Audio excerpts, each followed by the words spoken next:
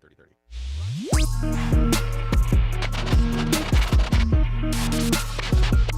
Custom Print and Promo prides themselves on customer service.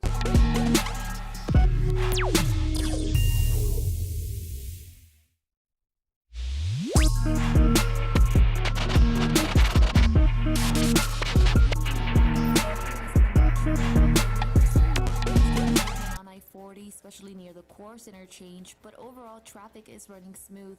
North and south on I-25 clear from backups, interchange also delay free, and no reports of new accidents. If you struggle hearing those video meetings and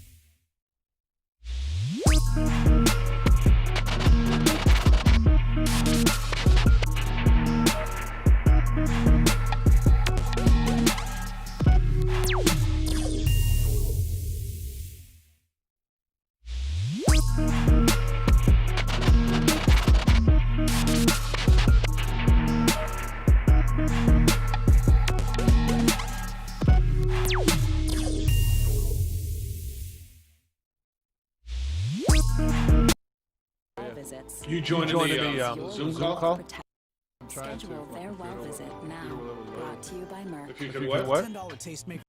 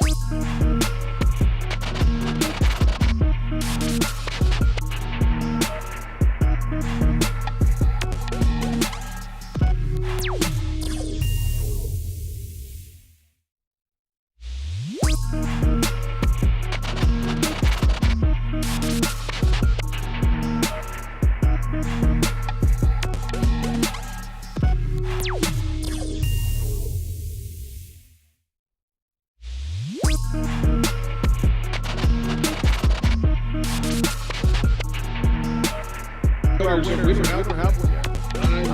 Look at the map. Nevada's light blue, and Michigan is pink, and Wisconsin is baby blue? Baby blue? Not even quite Carolina blue. Maybe Columbia blue. You're going to have to wait on that one. But we got stuff for you today. What's poppin' Wednesday? How was that election night for you? Oh, I know. It's the opening drive on 95.9 FM AM Sports Channel.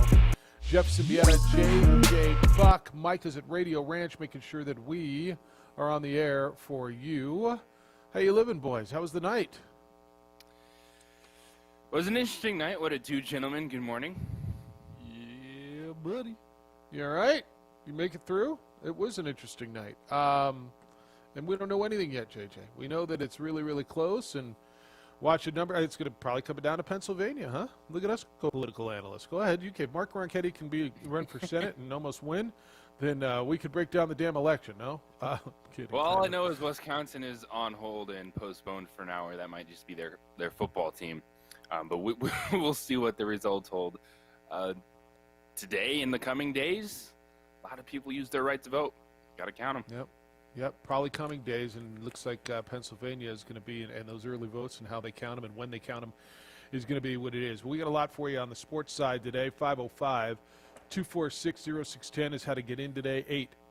888-922-0610 will get you here. Your emails, Jeff at 610. KNML.com, JJ at 610KNML.com. On the Twitter, JJ is a good follow. You should follow him on _JJ Buck. And on the Facebook, the OD in the AM. We'll get into NFL trade deadline, which was very, very quiet. We got gold glove announcements. We got an NFL weekend coming up. Lobo football, JJ, is in Vegas. They got off the bus on Monday. Got a little In-N-Out burger, as they should. One burger each for the way I read it. Just one. Double. Double patty or just single patty, animal style? What do we got going on? I'm going to guess everybody went double, but that would be my guess after the long bus ride. I didn't get the exact menu on that. But a little meeting, and let's get on the field at 9 o'clock at night. Let's go rub them together a little bit, which you would expect nothing less out of Danny Gonzalez in the way that he's running the program. And I like it, man. I'll bet they like it. After sitting on a bus for 8 hours, 9 hours, whatever it took them to get there, sit in a meeting, I think they probably wanted to get on the field and go rub them together a little bit and bounce off each other. It sounds like a good practice, a spirited practice, and you're going to start to get some bodies back. Again, I don't know what I can sit here and tell you to expect. I'm not sure what I think Hawaii is, by the way, after watching that offense really sputter against a good defense in Wyoming last weekend. Trying to remember, what did I watch them do in their opener? Did they play Nevada? Is that what I watched? Who they played? No, they beat Fresno State. Fresno State, that's what it was. Yeah, that's what it was. I know what Hawaii is going to do. They're actually going to want to run the football out of the shotgun, spread you out, and then hit you with the big play over the top.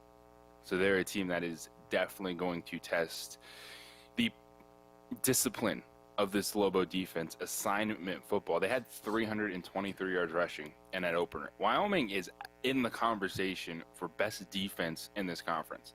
You know, all eyes turn to Boise State and, of course, San Diego State.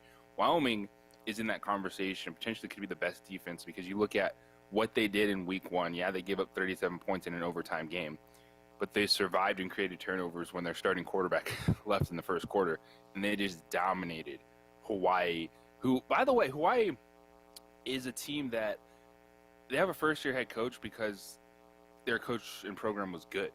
So they're not necessarily, a lot of rebuilding this or that. You had a team that was in the Mountain West title game last year. Team that runs a similar system, a lot more run-oriented than Nick Rolovich did, with spreading the football out, but still a very dangerous football team. Yeah, and you bring a coach like that, a guy who's had success in a lot of places, and a lot of places with names. I mean, I don't think he was horrible at Arizona State. It just didn't. I don't think that the personality worked there. They weren't winning at the level they wanted to win. I don't know that they ever do there. Pittsburgh, I mean, a guy who bounces around a lot, ends up pretty sweet gig out in Hawaii with a program that Nick Rolovich absolutely put back together at his alma mater. And Nick Rolovich got rewarded and got a job in the Pac-12, and he's at Washington State now. We'll see his debut coming up on Saturday as the Pac-12 returns coming up this week. But your point is absolute, that this is a Hawaii team, while they're one of the 6 programs in the league who have a new head coach. It's not because they needed to make a change. It's not because they fired their coach. It's not like what's going on around here. It's not like what's going on at UNLV. It's not like what's going on. We got Fresno State was Jeff Tedford wasn't well, but San Diego State and Hawaii are 2 programs that their head coaches moved on after success, and you got 2 guys with a lot of experience with success in Brady Hoke and with Todd Graham, and you would expect both of those programs. I think the Aztecs, understanding that they played UNLV, and then they went on the road to Logan, and I don't know. When we've had all these conversations about these West Coast teams, JJ, going to mountain time zones, to go into the mountain, going to the altitude, going to the cold. I don't know that we've always heard that they're going into these hostile environments. It's more that they were going into foreign elements, meaning the altitude and the cold. I don't know if you saw San Diego State on Saturday night. San Diego State, in the first 2 games, has been the most dominant team in the Mountain West Conference. Have you watched them at all?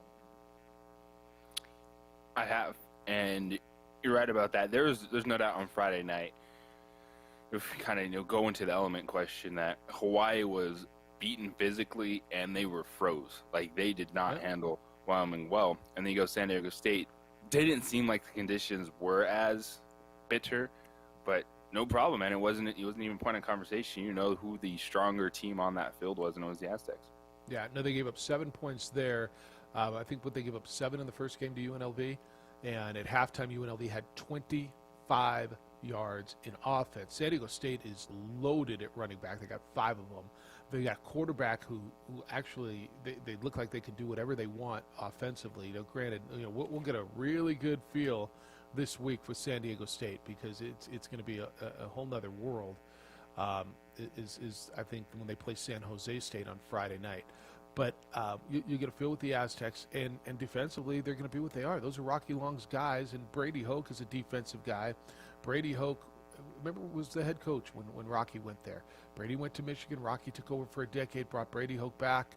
He was the linebackers coach last year for that team that won the New Mexico Bowl 48-11. And they got dudes, man. They got dudes. Like I know everybody's yelling Boise State, and I think San Diego State was overlooked in some of the polls because Rocky Long is gone and they made a change. San Diego State, and I don't want to sit here and be accused as a homer. I want to yield to you a little bit, but to me, maybe they get beat this weekend. But don't you think San Diego State's got to be considered when you talk about Boise State at the top of the league? Yeah, I don't have an official vote, but when we did our Mountain West preview, I had them second place. I had Boise State and then San Diego State. And why Boise State first? Just out of curiosity. I mean, they've got the 2 good quarterbacks.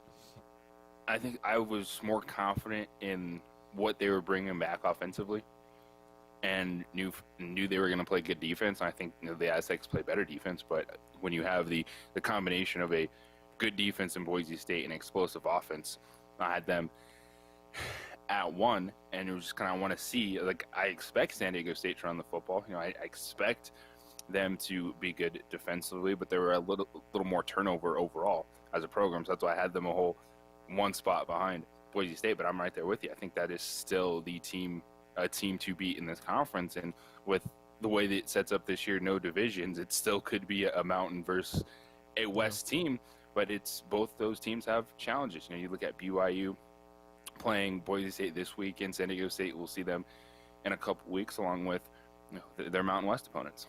Did you see Jordan Bird's 73-yard run the other day, by the way? A nice breakaway, just a bunch of speed and doing what Jordan Bird does. There's 4 teams undefeated in the Mountain West Conference right now. 4 teams at 2-0.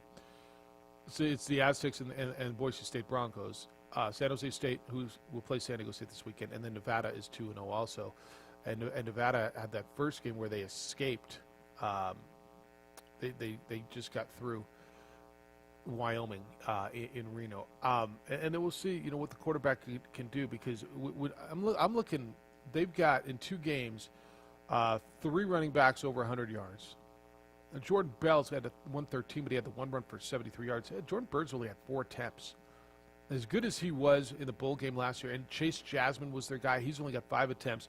Greg Bell and Chance Bell and Keegan Williams are the guys who are carrying the ball there. And then Carson Baker's looked good at quarterback, I think, for San Diego State. So we'll see.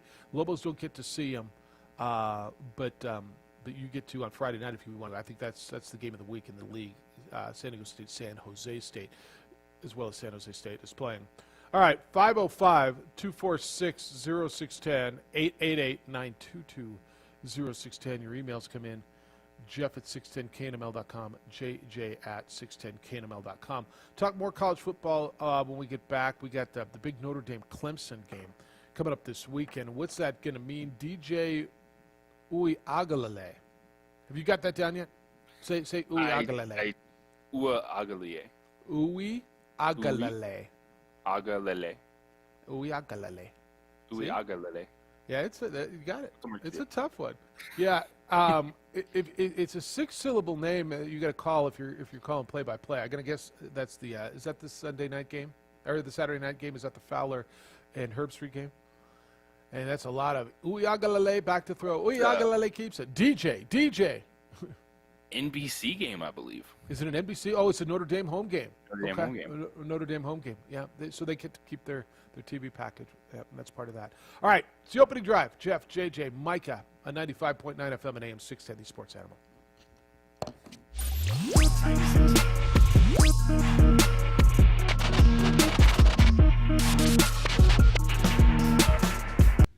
Well, I'm going to the frontier, walking to the cashier, order up a root beer and a number 1. Cover it with green stuff, 1 scoop is not enough. Find a booth is real tough, back by the Duke. Meet my family, meet my friends in the quirkiest restaurant I have ever been. All of Albuquerque's favorite spot, it's the Frontier Restaurant. The Frontier Restaurant is a proud supporter of ProView Sports Network.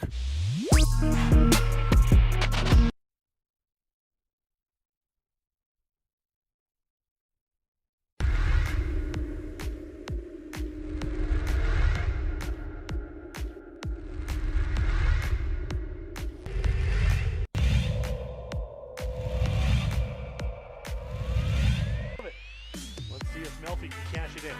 He's got some protection. Deep ball. Erickson's open. Touchdown, Monarchs.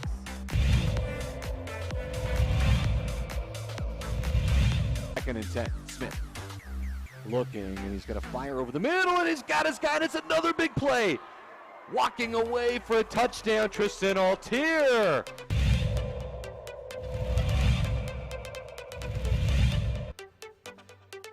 going to hand it off to Chavez. Chavez breaking tackles, look out! Chavez up the sideline, stays in bounds, touchdown, Volcanovic! That replay, I got you. Measurement. I mean, Smith's got a fire on first down, and he's on the outside. There's a lot of room for Brad Thomas. A move, and he's set free. Dance into the end zone. Touchdown. So it goes.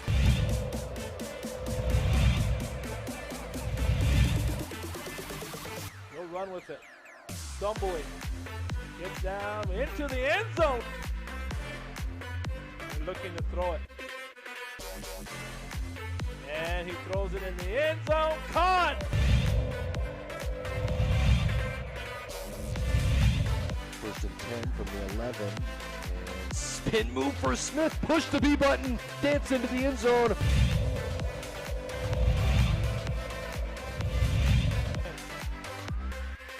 He'll throw it. Looking. Here comes the rush. Stepping up. Javier now running around. Being chased. Looks across. Throws it up. Man's wide open. Ball is caught. Touchdown. Jimmy Gaye.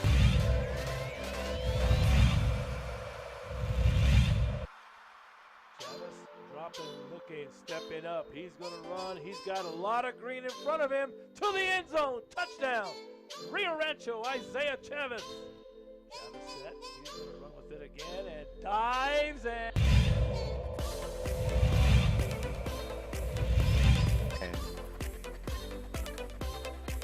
It's Austin Smith, and to the outside, a lot of room. Look out, a foot race down the sideline. all the way on the first play from scrimmage, Chris. That's a touchdown.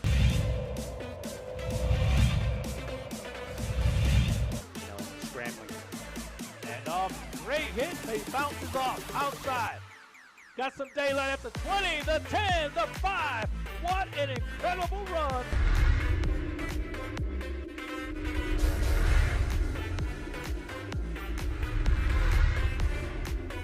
Don't sacrifice quality and flavor when you're in a hurry.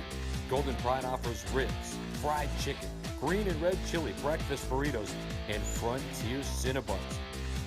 4 great locations, or visit us online at goldenpride@abq.com. Golden Pride Barbecue Chicken and Ribs. Fire up chips, JJ. Fire up chips. Order of ProView Sports Network. It's game day in Mount Pleasant today. Maction tonight, JJ Buck. You get a little maction tonight as you watch your full slate. I have a little affection for Central Michigan, I'm not going to lie. Coach McElwain, Jim McElwain, and Rob Akey, and the boys who were had to sit on that New Mexico Bowl loss for the last, how many months is that? I guess it's like 11 now, right? 10 months, all the way through first 10 months of the year, 10 and a half months. So they'll go at Ohio, sit around and enjoy yourself some good old-fashioned maction tonight as you get a full slate. Opening drive, Jeff Siembieda, J.J. Buck, Micah. I think pretty soon, and maybe like even now or tomorrow, as we test it out today, you might even be able to watch us on the ProView Networks here coming up soon. What do you feel about going back? I don't know, you get your hair and makeup allowance back. But that was a COVID casualty. Micah, you might even, I think with the technology that we're trying to figure this out here, get a little piece of this. Huh? You down?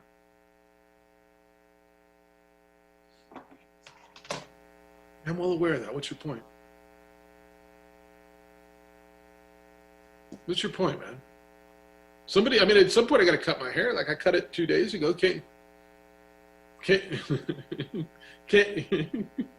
Oh, bleep, I lost my hair? Damn it. What am I going to do? What's your point, man? You don't have one, do you? You just don't have one, do you?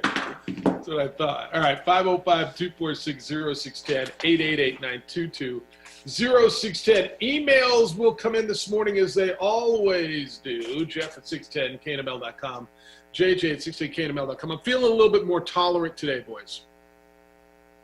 I don't even know what that means, but I know yesterday on a no tolerance Tuesday, I lacked it. So it doesn't mean you can come in here and start spending 15 minutes ripping the other guy. Not even 2. No, it's a little more tolerance Wednesday. And the alliteration isn't nearly as good, and I don't even care. I don't know. I think we're going to make that a rule coming up for the long term. You don't get to come in here and just bloviate for 5 minutes about ripping the other guy when your call's just as bad as or worse. Everybody thinks they're so great at calling. You don't need to sit here and you and me. How about that? You and me, the three of us, can be the people who critique phone calls and decide if they last. I don't need it from everybody else, all right? Yeah, you got to buzz. More so use the damn button. Since you're in total control, Micah. Nice beanie, by the way. We got to get you a nice New Mexico Bowl beanie. In fact, I just saw a bunch of them yesterday, and I'm probably going to order. I just ordered some more, so we'll work on that. Oh, look at that one. See that one JJ's got right there? Yeah, I got a few of those. Oh, look at Alden and Jay Puller going, I want one of those too. How did I not get one of those? Yeah, I think I've got a bunch of last year's left, and they're actually, I like them better than what we're doing this year. All right, Notre Dame Clemson. DJ Uiagalelei will be the starting quarterback, and hopefully for them, the finishing quarterback for the Clemson Tigers. JJ, this has so many ramifications. You can throw things into an election night turmoil as we get into December, because, and I mentioned this to you last week, when Trevor Lawrence tested positive for COVID, and it came out, and we started having this conversation, and will he be available for Notre Dame?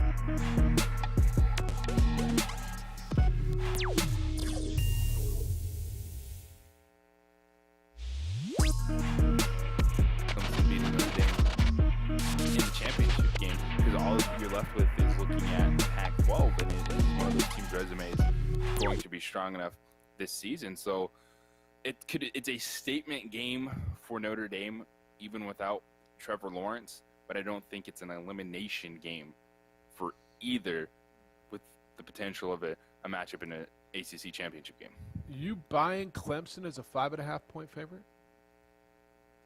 I am, because I think defensively there's no issue there. They got the hiccup out of the way against Boston College. They realized that they're not going to be able to just go into all these games and think that they're still going to be as dominant without Trevor Lawrence, because he changes the game and he puts so much more pressure on the team, because now your offense is going to be great. And you got one start under DJ's belt.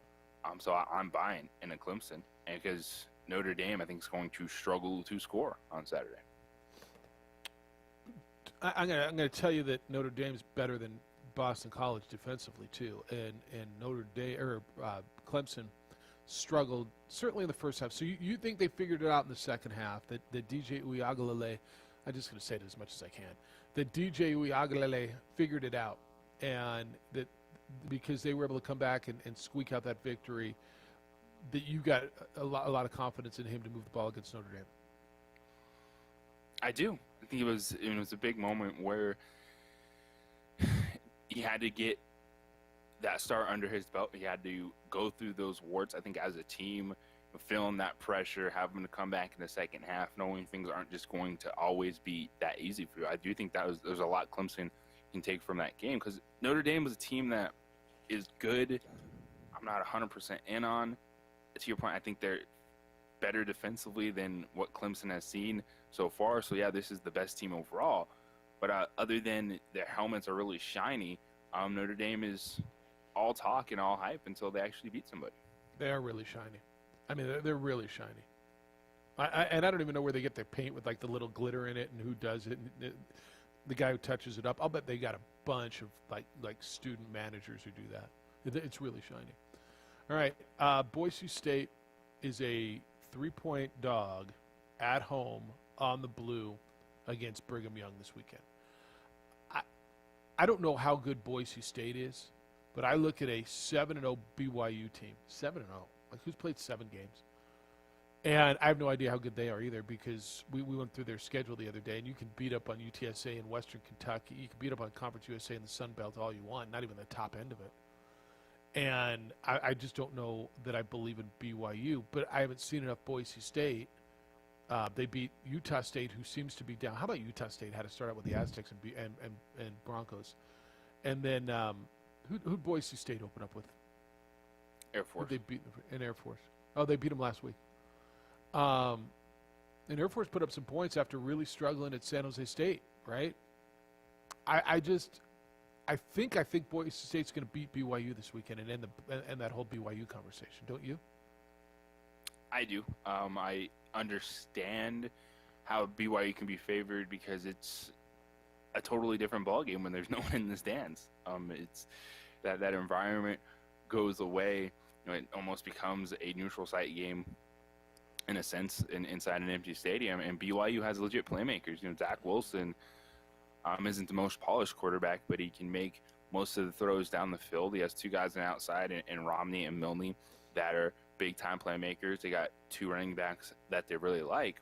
So I understand why BYU is favored. I'm with you on Boise State. Now, it's how healthy are the Broncos going to be? Is that they have that pretty big combination of injuries and guys out because of COVID issues, which is why Jack Sears started that game last week in the USC transfer. So, and that's where I was going to go next, because I don't know the answer, and maybe you know something that I don't know.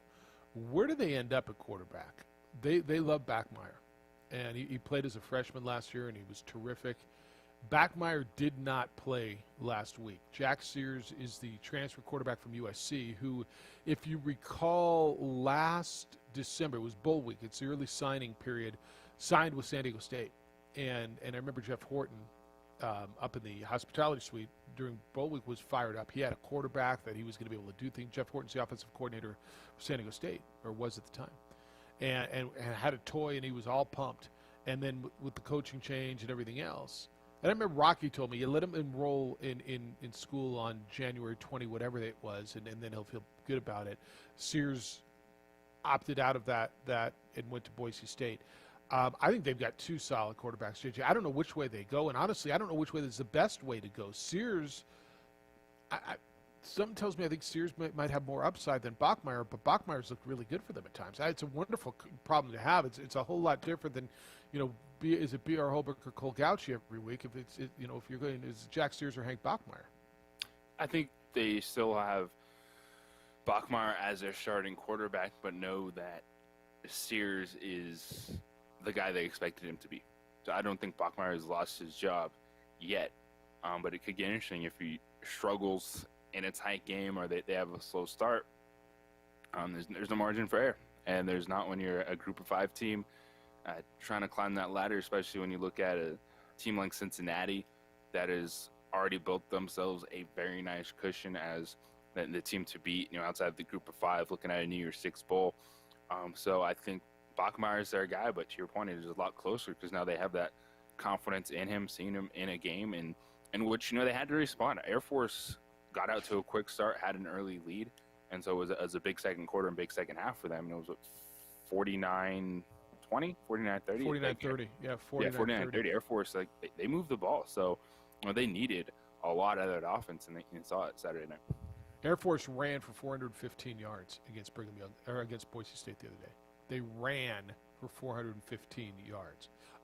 Sears was efficient. He threw the ball 20 times, 17 completions, and 3 touchdowns for 280 yards. So they've got a first world problem there. All right, 505-246-0610, 888-922-0610. We got to take a break. Want to hear from you today. Lobo football is in Vegas. They are practicing. You had the trade deadline go yesterday. Really, so little happened, but we can get into that. If election night stories, always like that. Got a little action tonight and Gold Glove stuff. So we got a bunch of stuff for you. Hey, you stuck at home? You can take home with you with an RV loan from Kirtland Federal Credit Union. Get the adventure started today. Their rates are amazing. The process is incredibly easy. Travel trailers, pop-up, fifth wheels, drivable RVs, and luxury motorhomes. Kirtland Federal Credit Union finances them all. Just click and apply online, kirtlandfcu.org/RV. It's kirtlandfcu.org/RV. Apply online for fast pre-approval or tell the dealership, I want to finance with Kirtland Federal Credit Union and drive away that day. Kirtland Federal Credit Union, they are more than military. They are for life. Kirtland Federal Credit Union is an equal housing lender federally insured by the NCUA. Well, I'm going to the frontier, walking to the cashier, order up a root beer and a number 1. Cover it with green stuff, 1 scoop is not enough. Find a booth is real tough, back by the Duke. Meet my family, meet my friends in the quirkiest restaurant I have ever been. All of Albuquerque's favorite spot, it's the Frontier Restaurant. The Frontier Restaurant is a proud supporter of ProView Sports Network.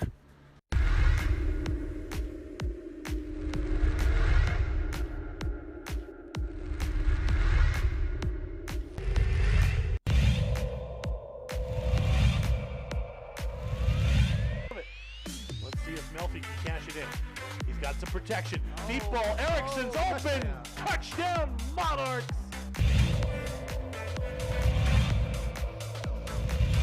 Second and 10. Smith looking, and he's going to fire over the middle, and he's got his guy, and it's another big play. Walking away for a touchdown, Tristan Altier.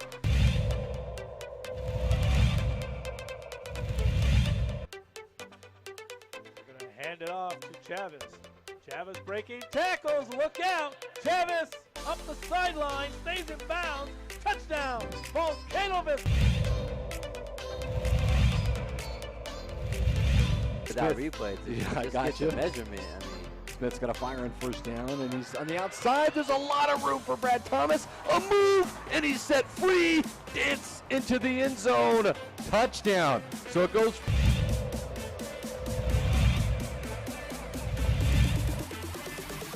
He'll run with it. Stumbling. Gets down into the end zone. And looking to throw it. And he throws it in the end zone. Caught! First and 10 from the 11. And spin move for Smith. Push the B button. Dance into the end zone. He'll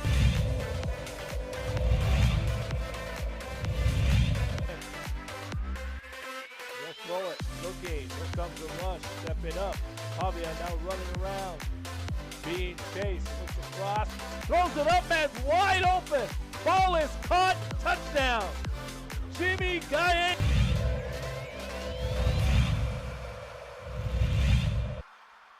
Chavez dropping, looking, stepping up. He's going to run. He's got a lot of green in front of him. To the end zone. Touchdown. Rio Rancho, Isaiah Chavez. Chavez set. He's going to run with it again and dives and...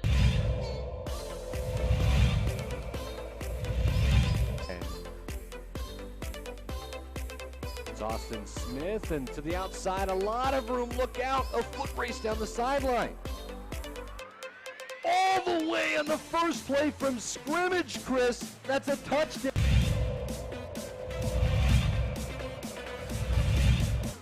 Scrambling. And off, great hit. He bounces off, outside. Got some daylight at the 20, the 10, the 5. What an incredible run.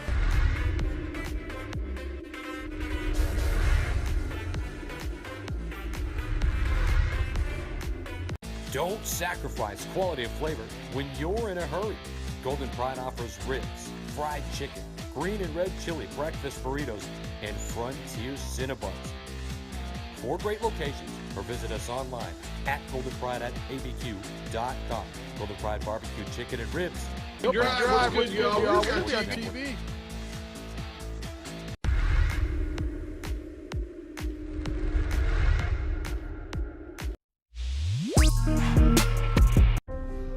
The New Mexico. Got to be ready. It's here. Yeah, that's right. We'll be back on ProView Networks shortly, and you can watch the show there as well. 505-246-0610. Check in with us today, 888-922-0610. Kind of doing a welfare check after election night. Y'all okay? Everybody all right? So how do you guys handle election night at your house? Do you sit around and watch? There was really no sports to flip to. Do you watch reruns? Do you watch movies? Do you just not watch? Like how do you handle it? We did movie with the child before bed, and then I watched some news a little bit later in the evening. So frustrating as hell. So I doesn't matter where what network. I don't care. We watch the local stations just because you can get the updates on the lower third or on the lower scroll of the local races, right? And so, I mean, whether you watch Fox News or CNN or MSNBC or OAN or whatever, we watch the locals, but it was so frustrating because they just weren't good last night. And the technical errors, Addie says to me, Dad, isn't this their Super Bowl? Isn't this like their big night where they got to shine? Like where the night if you don't watch the news, everybody watches the news. I'm like, yeah. It's like they are really screwing up. And it was rough to watch. And then the update on the results wasn't coming in. And like one station didn't show it all. the percentage of votes reported. And don't you think that's pretty good context? So when you look at the votes coming in, don't you feel like you need the context of, all right, well, is it 2% or is it 87%? Like, don't you feel you need that? You do. Precincts reporting estimated vote totals. Yeah, and so they weren't updating that, and then like there was percentage of votes in on another channel, or showing you percentages, 37 to 63 or whatever, and percentage of precincts or percentage of votes counted 0%. You're like, what are we doing? Like I was. I've lived that world. I worked that world, and just update the graphics, please. And I was just so frustrating. But yeah, we did it, and then what's that? The ProView crew would have killed it. Yeah, no, that's right. The attention to detail is insane. We ended up going upstairs and watching, and Addie was Minecrafting with her friends and texting with her friends all night, and I fell asleep. And she stayed up, and I fell asleep during Biden, and I think I heard Trump at some point, and at one point just rolled over and turned it off. It's I don't know, anticlimactic, do you think? How does the country feel? Like, how do you all feel now knowing that we don't know? Like, the local races, and I'm not asking you again politically how you feel about the winners and losers. How do we feel about not knowing?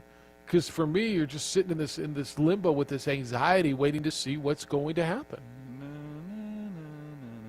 It's like Final Jeopardy. What is the president of the United States? Yeah. Just a reminder that this process, when you have this many votes, you have so many different state rules when things be counted, this and that. It takes time to put a piece of paper through a machine. Well, count them all. Yeah.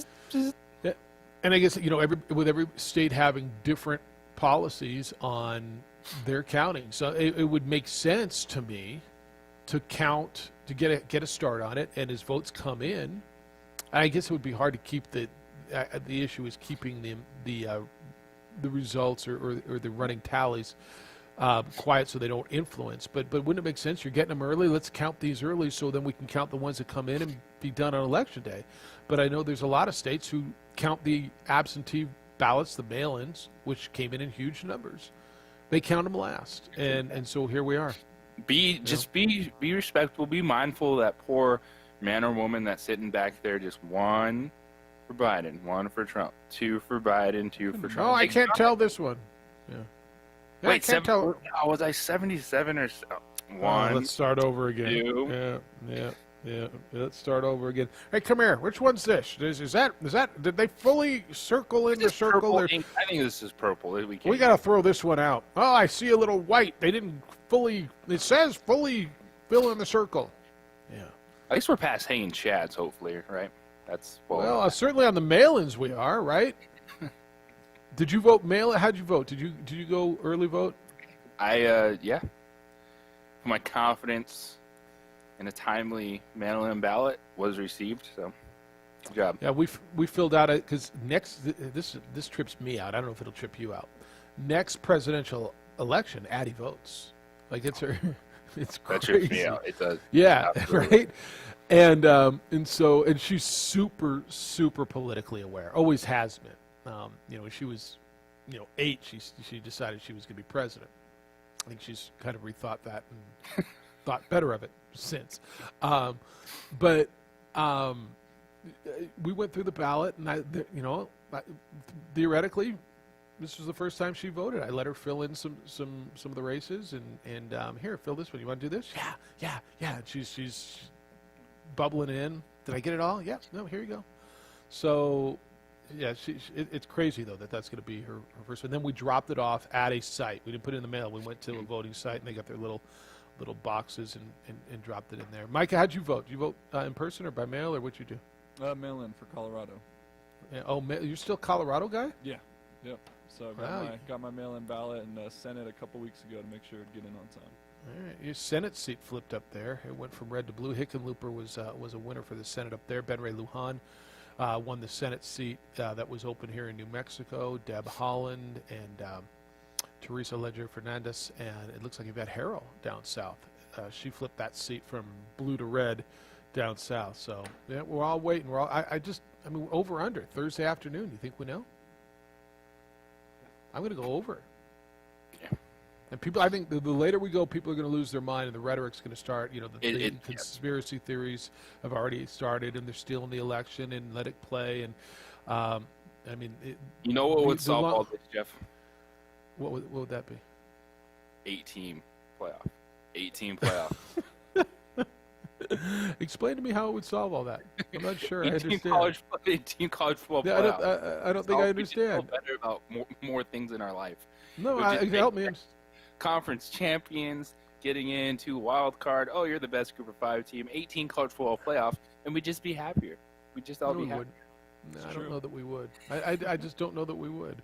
All right. Will an 8-team college playoff solve the presidential election? Would it get you your answers any sooner? 505-246-0610,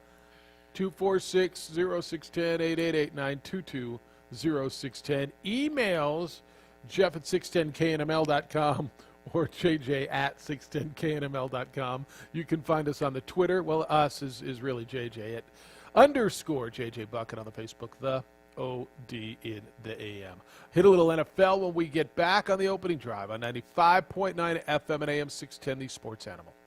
Don't miss Lowe's Pro-Vember event because this month.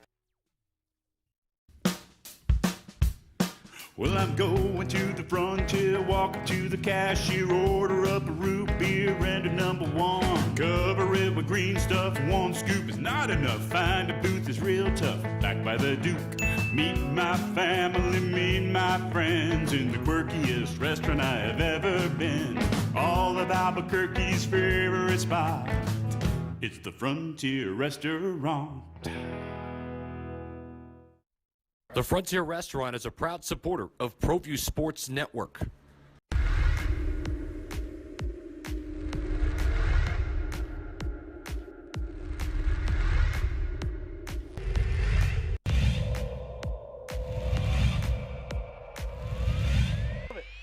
Let's see if Melfi can cash it in. He's got some protection. Deep ball. Erickson's open. Touchdown, Monarchs.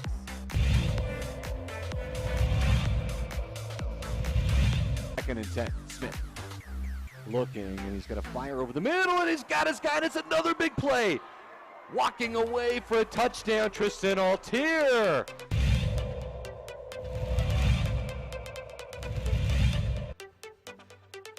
going to hand it off to Chavez. Chavez breaking tackles. Look out. Chavez up the sideline. Stays in bounds. Touchdown. Volcanovic. That replay to get the measurement. I mean, Smith's got a fire on first down, and he's on the outside. There's a lot of room for Brad Thomas. A move, and he's set free. It's into the end zone. Touchdown. So it goes.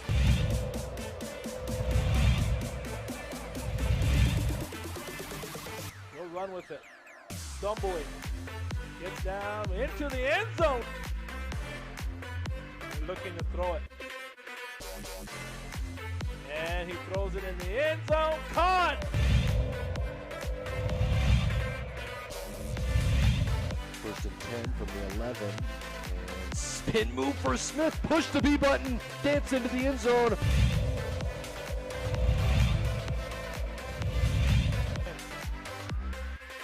He'll throw it. Looking. Here comes the rush. Stepping up.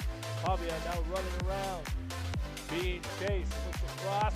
Throws it up and wide open. Ball is caught. Touchdown. Jimmy Gaye.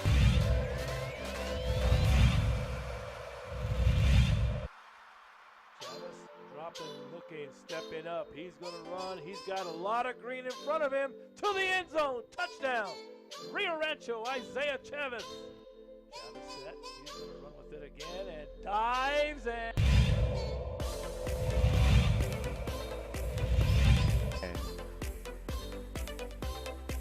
It's Austin Smith, and to the outside, a lot of room. Look out, a foot race down the sideline. All the way on the first play from scrimmage, Chris. That's a touchdown.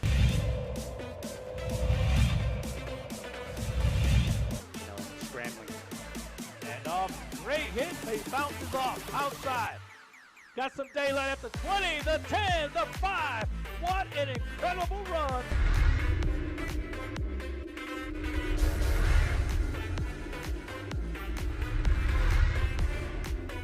Don't sacrifice quality and flavor when you're in a hurry. Golden Pride offers ribs, fried chicken, green and red chili breakfast burritos, and Frontier Cinnabons.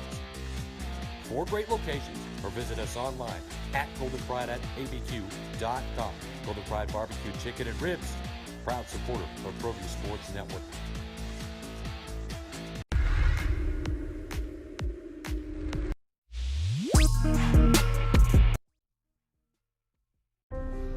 The New Mexico High School Coaches Association, established in 1941, is an organization of New Mexico's best and most professional interscholastic coaches.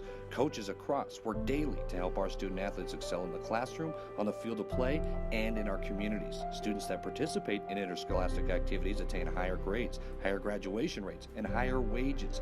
Responsible for the North-South All-Star Games, statewide Coaches Award Program, and providing multiple professional development opportunities for New Mexico's coaches. Be a great coach by coaching beyond the game.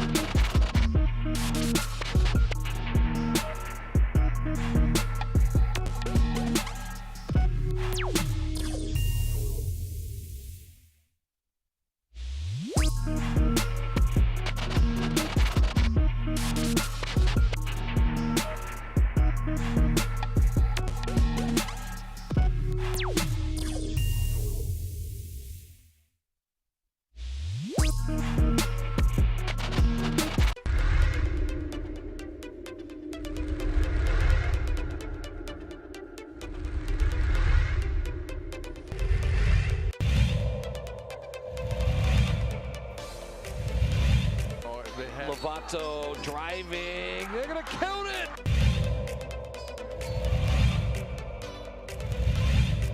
Gallegos. Ooh, a little spin and a finish. Here's Natalia Chavez. Good spin. Takes a.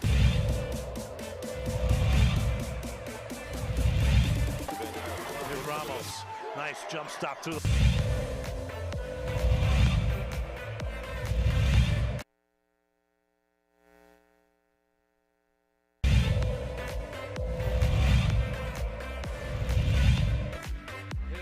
Little step, high window with a.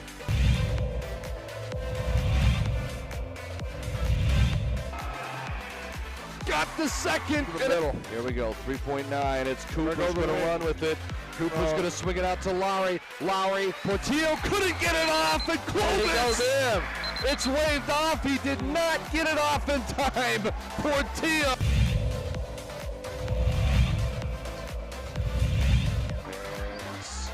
Reverse layup. Gallegos spins, window, finishes.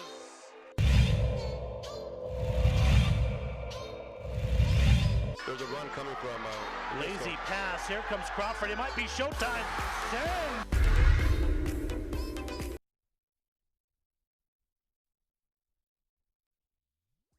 It's going to be signed to be a backup or compete. Like, he's not going to go anywhere and be like, oh, you're going to be our starting quarterback. So he's going to be in this situation until something happens in season where we see him have his Ryan Tannehill moment where, like, oh, yeah, that's the guy. Because I think just right now, just in terms of his career and contracts moving forward, he's the guy you're signing as a number 2. What's the path to get Garoppolo? Would he have to be released and then just signed? Is that the path to get Jim back to New England? The easiest path. Yeah. And then the Niners would get out from underneath a bunch of money because they paid him a lot. And as you always point out, it's not guaranteed money. There's guarantee up front, but the back end of those contracts aren't guaranteed. Something tells me this might be the end of Jim in San Francisco. And Belichick made it very clear. He loves that quarterback. He didn't want to get rid of that quarterback. And if that ends up being the quarterback of the future, where he went out west, developed there, did all that developing, well, he would have been sitting on your bench behind Tommy. You lose 1 year, and then bring him back and get to do what you want. That feels like the answer for both teams because, again, I know he went to a Super Bowl, but I'm just not sold that San Francisco thinks he's the guy for the future. I agree with you on it. So we're week 9, coming into week 9 in the NFL season.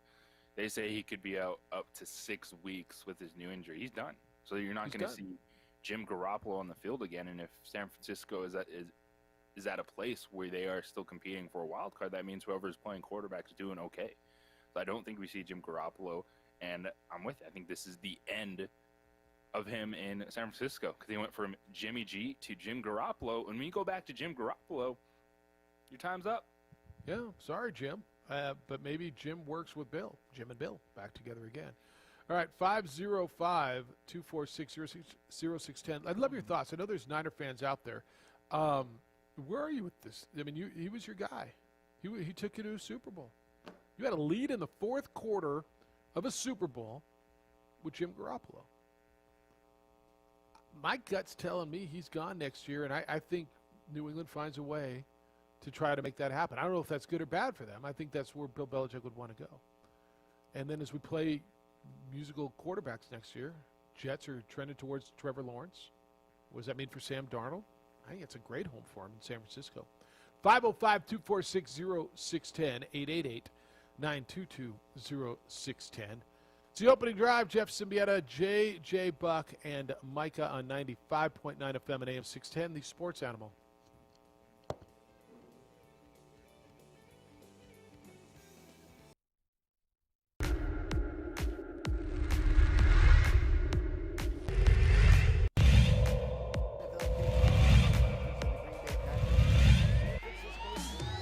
Shoot. They'll get one off, and it'll count high off the window.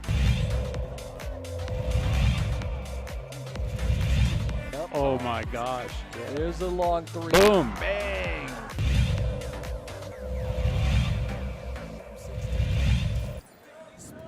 Martinez will beat the buzzer. Got it to go.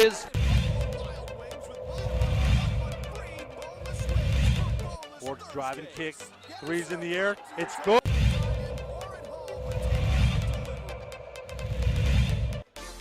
Nice pass on the nice block by Hernandez Cropper.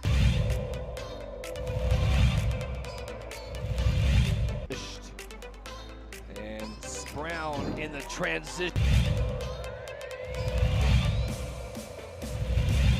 But why not, Steve? Is Corbalan's going to go and he puts it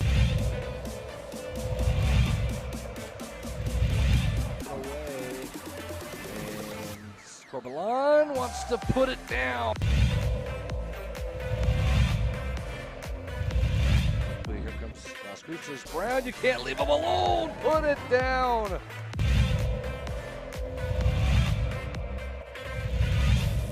Gershon in transition.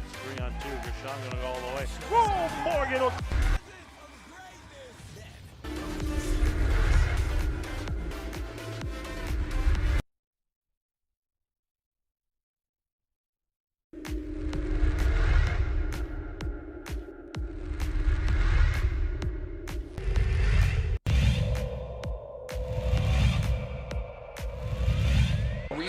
Moreno extra pass.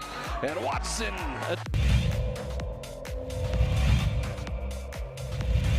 Out with it, Gallegos, and he's going to run all the way. Window, yes! Able to get out of it. How did he find Battle? It's to Cunningham, and it... I mean, Ramos' hand. And Ramos puts it up, beats the buzzer!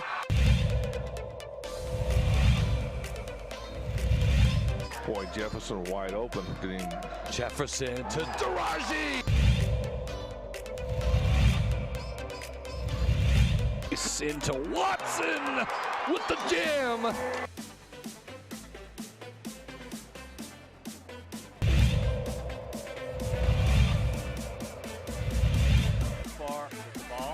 Another steal by Domino Lobato, and here comes Agbaiosi. Lob, two-hand hammer. You knew that was coming.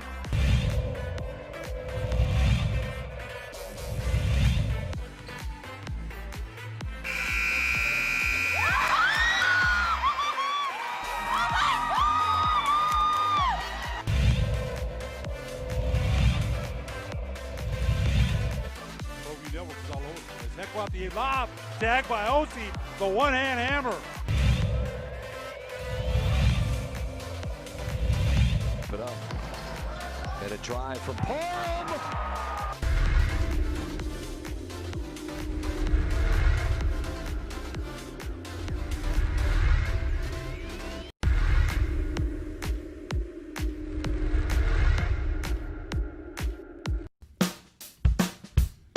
Well, I'm going to the frontier, walking to the cashier, order up a root beer and a number one. Cover it with green stuff, one scoop is not enough. Find a booth is real tough, back by the Duke.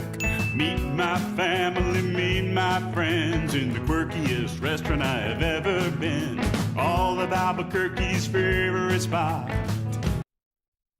Child's still asleep. No, I don't believe we'll hear any cereal today. The first so the first trimester ended yesterday. At her school, they broke it up into 3 trimesters, and they're only taking 2 classes per trimester. So they had to jam the whole year into a trimester, right? And I guess they did this so they could make a transition back to in-person learning, which is really cute, easier. So yeah, she took her finals and finished up that first 2 classes yesterday. Now she's got the rest of the week off. I'm like, really? Like, you guys get more rest of the weeks off. Remember winter breaks when you used to get those vacations back in the day? Then you grew up and you didn't get it anymore? Oh, I miss recess. Yeah. Such a great thing. Hey, let's just go outside for a half hour. Yeah, let's just Fantastic. chill. Yeah, now you have smoke breaks if you're one of those in the working force. I don't know. All right, 505-246-0610. Got a bunch of places to go, but we'll go to the phones. Sometimes I'm a little nervous to go to the phones. Isn't this what started it all off yesterday? Be nice, Edward. Hello, Edward. You're on the opening drive on 95.9 FM and AM 670 Sports Animal. Good day, sir. If there's a good energy in your voice today, JJ, Micah, positive energy, I would consider this a total tolerance Wednesday, not a no tolerance Tuesday. It's good to hear your energy. You know, we all have to encourage each other and speak highly and you know, speak words of affirmation. Like Stuart Smalley from Saturday Night Live, you got to look in that mirror and say, "I'm handsome. People like me." Doggone it, people like me. Yeah, that's such a great character. Hey, do you guys get enough election coverage? You guys still kind of digesting all that information and ready to regurgitate it later today?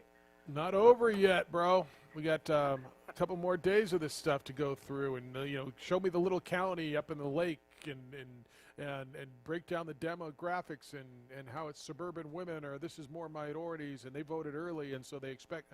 Yep, I got it all, man. I just need a little touch screen map so I can go start hitting all the county breakdowns. Sure chaos, but pretty interesting. Hey, real quick on Belichick. You know, he's kept it pretty tight to the vest for almost 20 years now, and he's very contentious with the media, and he doesn't give them anything. And the one time he comes out and flexes and says, "Hey, what do you want us to do? In the last 5 years, we won 3 Super Bowls, went to another AFC title game."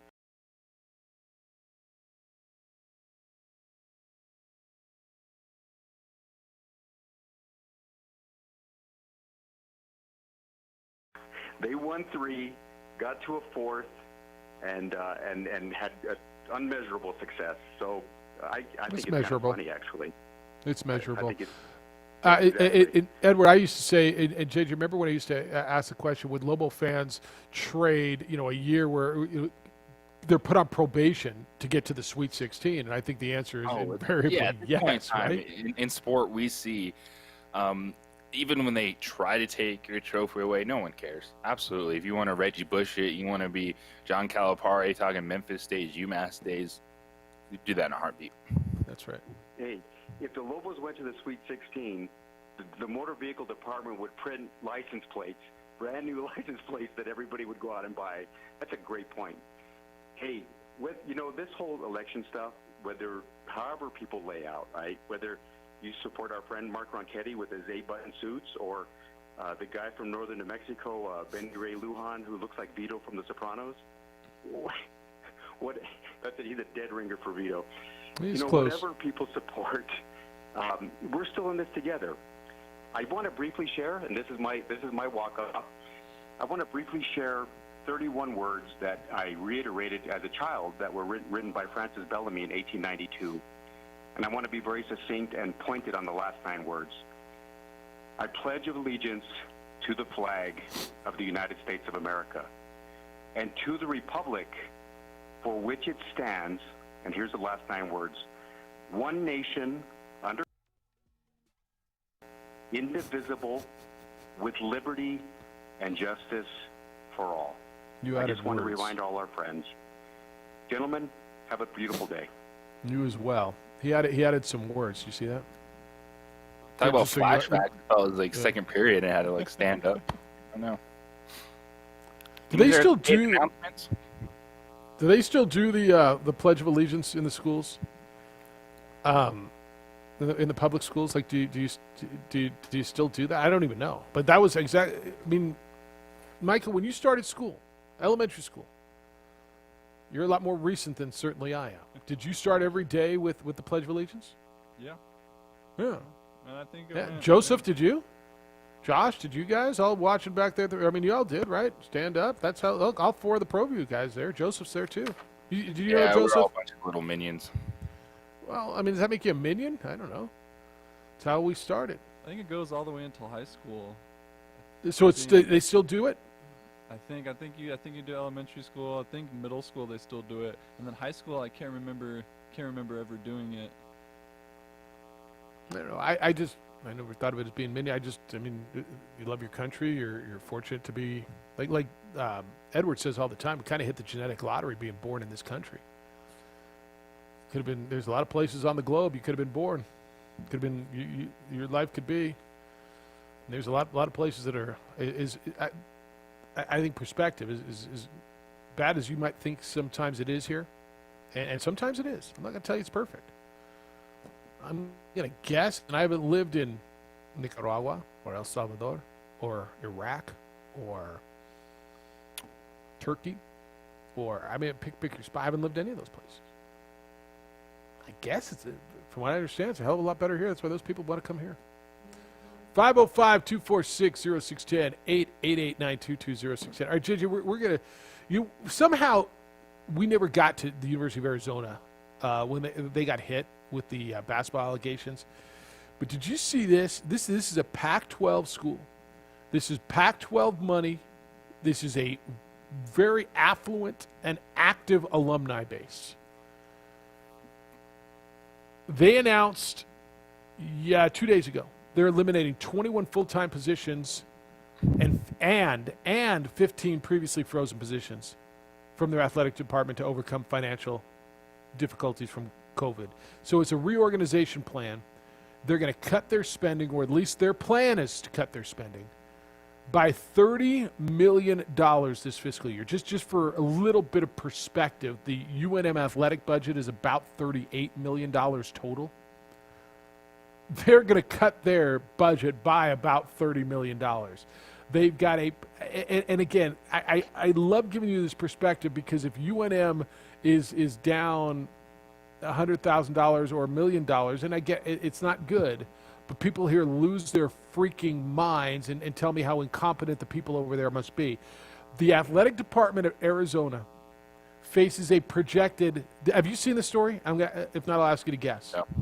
All right. Due to restrictions in fan attendance at athletic events, a reduced football schedule, the uncertainty over a revenue stream, they are projecting in this fiscal year at University of Arizona. How much do you think they're projecting as a loss? At the loss, $83 million. That's a big number. All right, Michael, what do you think? 3.5 mil. All right, so you guys are completely two different extremes. They're projecting a $45 million loss in athletics. All right, I just want you to think about it. $45 million loss, and they'll also save about $10 million in restructured debt. If UNM athletics came in and projected at if they projected $4.5 million, all I'm doing is giving you perspective. You're not the only place that's struggling with finances. And what I'm telling you is I think Eddie's doing a hell of a job keeping this. And let's say they do come in at $4.5 million loss this year, with loss of revenue, loss of television revenue, loss of sponsorship revenue, loss of ticket sale revenue, right? If they come in and lose 4.5, I think he does a hell of a job. You think I'm out of my mind? No, just crazy numbers with everything that's going on. Arizona, Pac-12 money, active, big, affluent alumni base.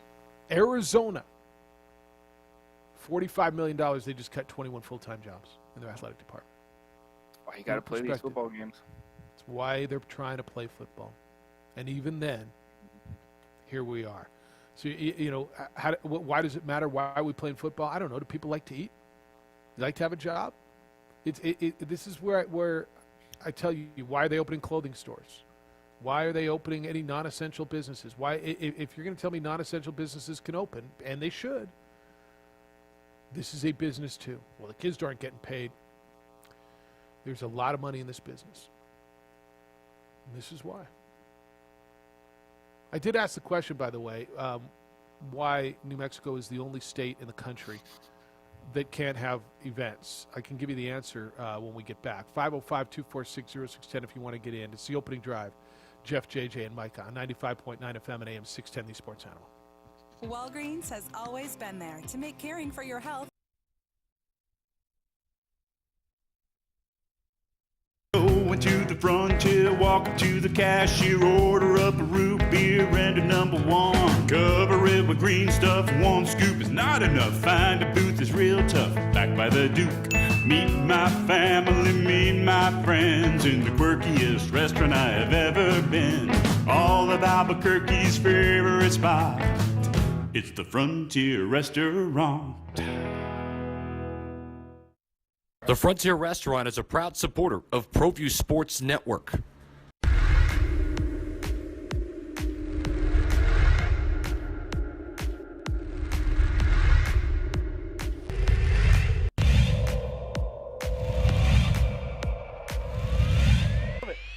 Let's see if Melfi can cash it in. He's got some protection. Deep ball. Erickson's open. Touchdown, Monarchs.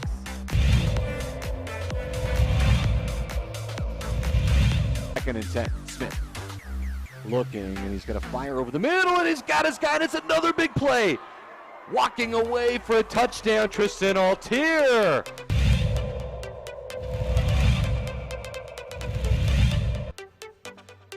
They're going to hand it off to Chavez. Chavez breaking tackles. Look out. Chavez up the sideline. Stays in bounds. Touchdown. Volcanovic. That replay, I got you. Measurement. I mean, Smith's got a fire on first down, and he's on the outside. There's a lot of room for Brad Thomas. A move, and he's set free. Dance into the end zone. Touchdown. So it goes.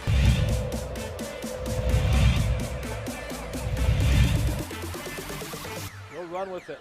Stumbling. Gets down into the end zone. And looking to throw it. And he throws it in the end zone. Caught! First and 10 from the 11. And spin move for Smith. Push the B button. Dance into the end zone. He'll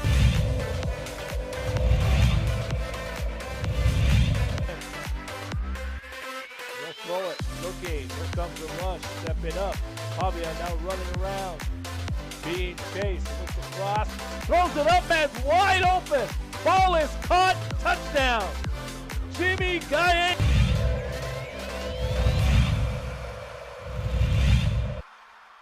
Chavez dropping, looking, stepping up. He's going to run. He's got a lot of green in front of him. To the end zone. Touchdown.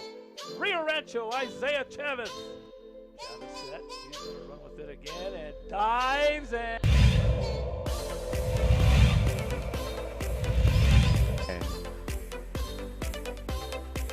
It's Austin Smith, and to the outside, a lot of room. Look out, a foot race down the sideline.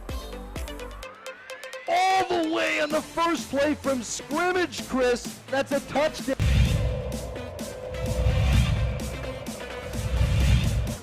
Scrambling. And off, great hit. He bounces off outside. Got some daylight at the 20, the 10, the 5. What an incredible run.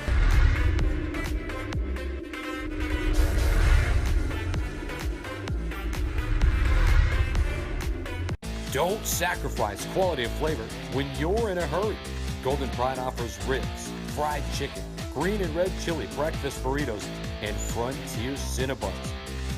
4 great locations, or visit us online at goldenpride@abq.com. Golden Pride Barbecue Chicken and Ribs, proud supporter of ProView Sports Network.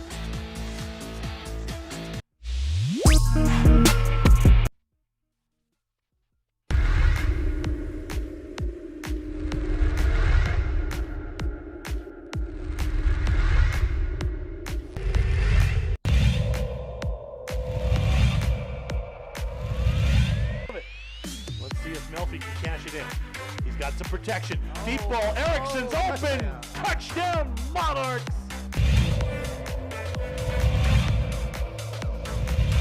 Second and 10. Smith looking, and he's going to fire over the middle, and he's got his guy, and it's another big play. Walking away for a touchdown, Tristan Altier.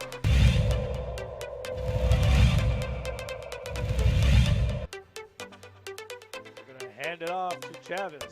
Chavez breaking tackles. Look out. Chavez up the sideline. Stays in bounds. Touchdown. Volcanovic. that replay. I got you. Measurement. I mean, Smith's going to fire on first down, and he's on the outside. There's a lot of room for Brad Thomas. A move, and he's set free. It's into the end zone. Touchdown. So it goes.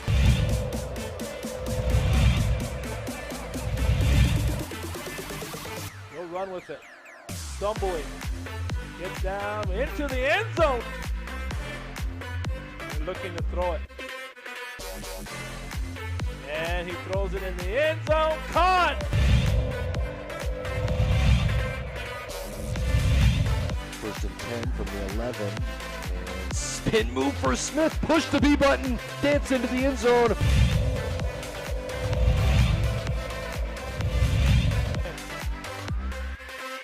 throw it. Looking. Here comes the rush. Step it up. Pavia now running around. Being chased. Looks across.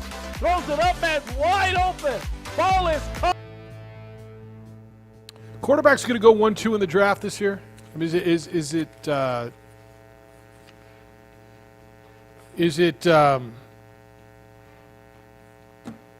why am I blanking? I'm looking at you. Trevor, why help me?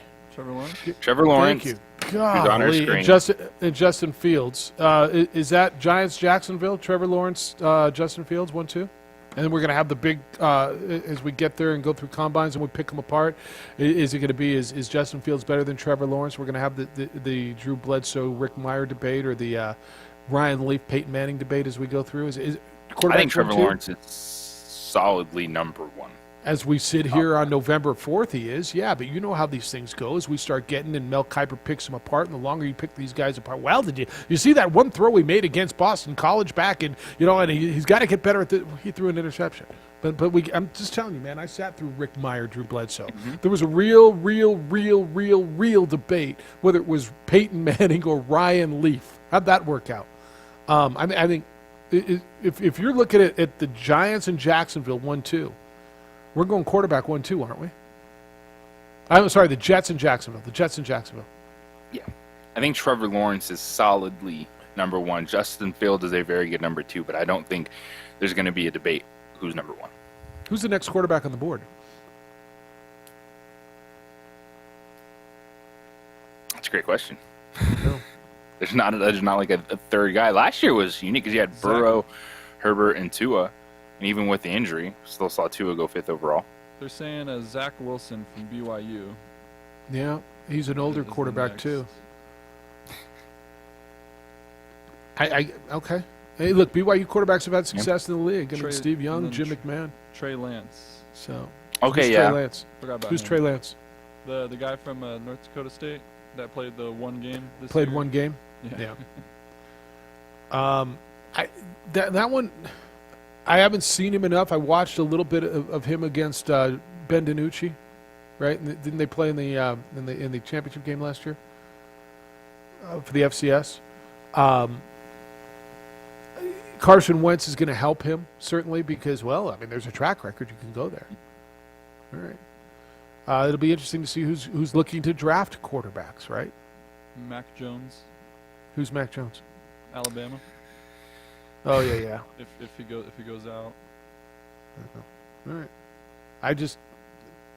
We'll see, but where does it go? I think the Jets are going to just completely blow that thing up, don't you? New coach, new quarterback. They're going to hire a new coach and GM, and they're going to collaborate and they're going to get their guy in. They're going to decide that Sam Darnold isn't their guy, and that's what my gut tells me. And I think Sam Darnold is going to fight a home. And like I told you earlier, man, San Francisco feels right to me. Atlanta's going to be in the market for a new quarterback. You think they're ready to rebuild and go with a rookie? They can't. Like the contract hit for Matt Ryan is ridiculous. They could be a team that maybe second round or somehow late in the first round comes back and grabs a Zach Wilson, guy like that and bring him in and try to develop. But it's going to be really hard for the Falcons to go straight into rebuild mode because they're just had to eat that money. What about Jameis there? If he's going to sign another $1 million contract, what about Jameis there? Yeah. Because that feels like it kind of works there.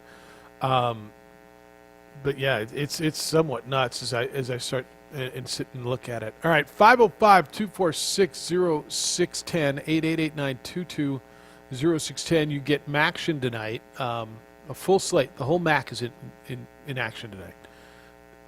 It's got a text from Jim McElwain, speaking of the MAC, over at Central Michigan. Sent him and Rob Akey a little what's up, good luck kind of a note as they get set to play Ohio. I'll watch that game. Did you get to spend any time with those guys when they were here for the bowl game last year with Jim McElwain and Rob Akey? Man. You know I've been a Rob Akey fan forever. He's the defensive coordinator there, and Mac's been great there. They got a new athletic director. Their AD moved on to Florida State to run fundraising there, so it'll be just fun to watch them. All right, Buccaneers have activated Antonio Brown. AB will be active against the Saints for Tampa Bay. Another toy for Tommy. Something about everything that's going on there just feels right. And I know it feels odd, but it feels, to me, right odd. And so hear me out on this. And I told you yesterday that I think if Tommy takes this team to the Super Bowl, they don't even have to win it. If Tampa Bay goes to the Super Bowl, any GOAT conversation is off. Because you've had guys, and Montana's the other guy, who he, back end of his career, left San Francisco, went to Kansas City, and didn't get there. Peyton's the only one, but I don't hear Peyton in the GOAT conversation because of his postseason lack of success, and he ran into Tom Brady a lot. And so that's kind of like having a Joe Frazier conversation with Ali. Yeah, he was great, but he couldn't, he got through Ali once, but that was it. You got a guy who's defying everything. Everything, and he could care less. He's bleep you. You don't want me to go there? I don't care what you think. I'm going to go down where the weather's like he left cold, rainy, snowy New England. Goes down to beautiful Tampa Bay in the sun and just collects toys. Give me Le'Veon Bell. Give me Gronk. Oh, Antonio Brown's there. Oh, by the way, we're 6-2. He's found the fountain of youth. He's 43 years old. He's in the MVP conversation halfway through the football season. Like, everything they do seems to turn to gold right now. Everything is just feels right for this guy who's living this storybook. Here's Prince Charming. Here's Captain Handsome. Here's Tommy Terrific. Rewriting this story that everybody tells you it can't happen this way because it doesn't happen this way. Right now, JJ, it's happening this way.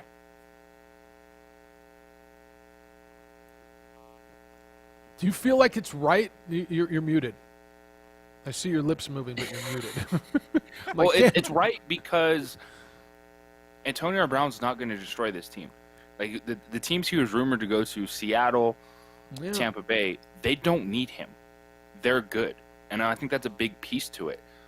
Tom Brady has befriended Antonio Brown. Yeah. There is something about him that off the football field, he wants to help this guy because they are living together again. Like, I would be losing my mind if Antonio Brown was living in my house with what that guy has done recently. But he's befriended him. He trusts him.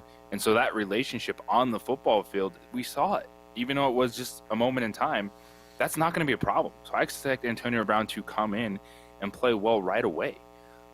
Tom Brady's going to look for him. Tom Brady's going to give him the football, especially, we've seen Mike Evans banged up throughout the year, Godwin with the finger. He's going to step into a large role immediately. And when it is a team that's not at the mercy of Antonio Brown, that doesn't need him to be great, it's just a piece, I think that's what is going to work out. The relationship with Tom Brady and the fact that they're good with or without him is key to this. And keep in mind that the last time that Antonio Brown and Tom Brady were together, the reason it didn't work wasn't necessarily because of anything Antonio Brown did whilst he was there. That's when the sexual assault allegations surfaced, when he was in New England. That's when the lawsuit surfaced, and that's when they said, all right, we've got to cut ties. It wasn't anything that AB did whilst in camp, whilst under contract, while on that roster with the New England Patriots. Now, his game in Oakland was stupid. It was Oakland at the time with the Raiders. It was ridiculous. It was sophomoric. It was childish. It was stupid. It was egotistical. It was narcissistic. It was beyond ridiculous. But then he went to New England, and to your point, a place that they didn't need him. Oakland kind of needed him, right? Mm-hmm. New England didn't need him. Tampa Bay, to your point, is 6-2. They got Mike Evans. And they got Gronk. Godwin's going to be back in some way. They don't need him. Scotty Miller.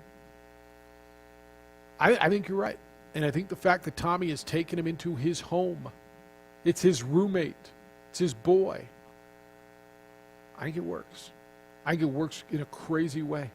I think everything feels right there. Like, I think they're in for some crazy storybook ending. And Tommy's going to run it back next year. I don't think even if he wins, he walks away. I think he quietly feels like he has something to prove, even though Tom Brady has nothing to prove.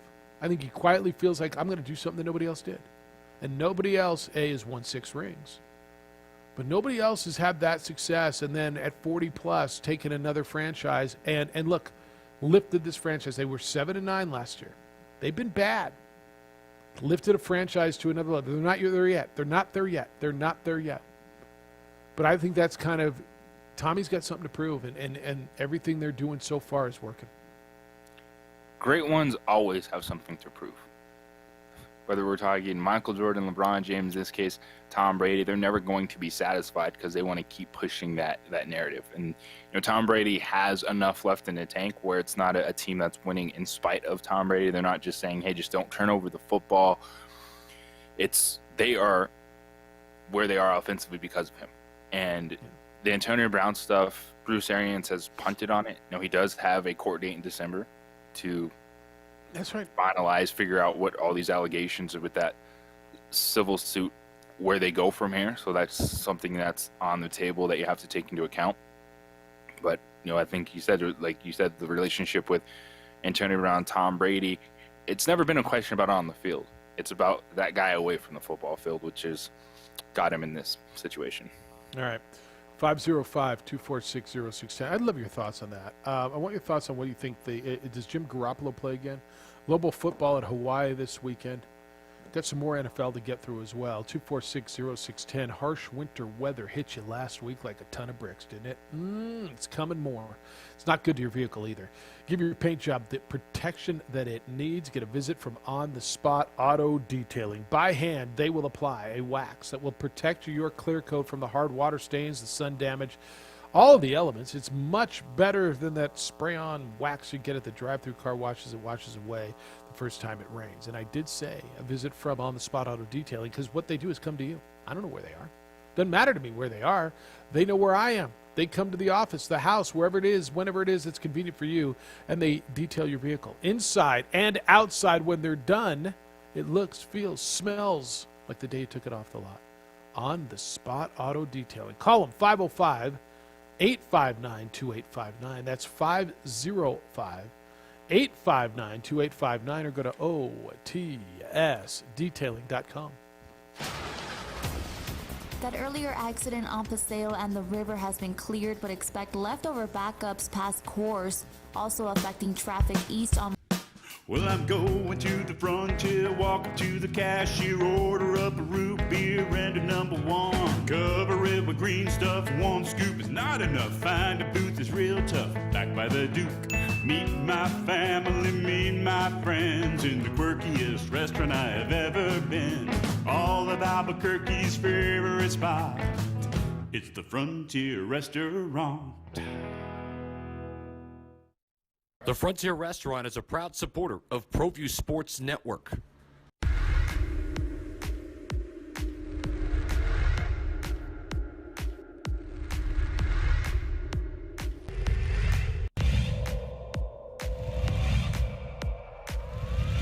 It's his second field goal. He's got 4 points.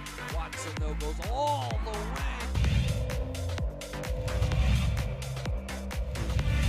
Hit the deck, I should say. Cordova tried to throw it off. Romero, a 3 for...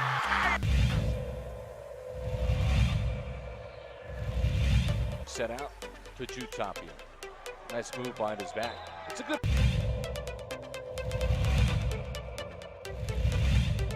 Here's Ramos. Step back. High arcing.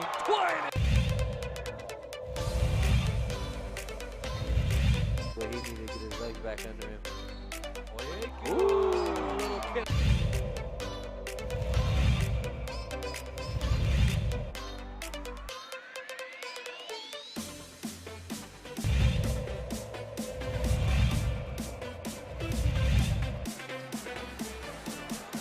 They leave it one more time to Hammer.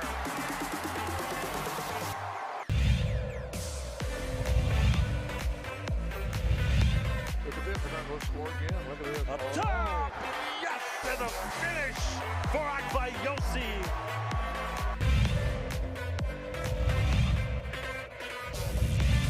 Saved into the hands of Riak ahead of the pack to Davina Lovato. Up high, down hard for Akbayosi.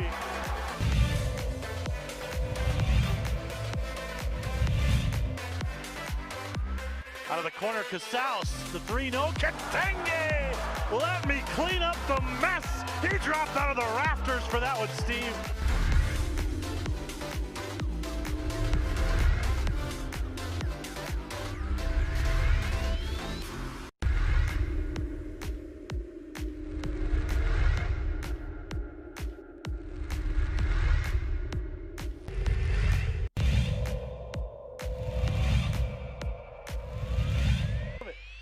Let's see if Melfi can cash it in.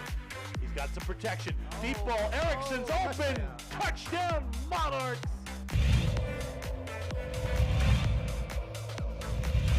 Second and 10. Smith looking, and he's going to fire over the middle, and he's got his guy. It's another big play. Walking away for a touchdown, Tristan Altier. They're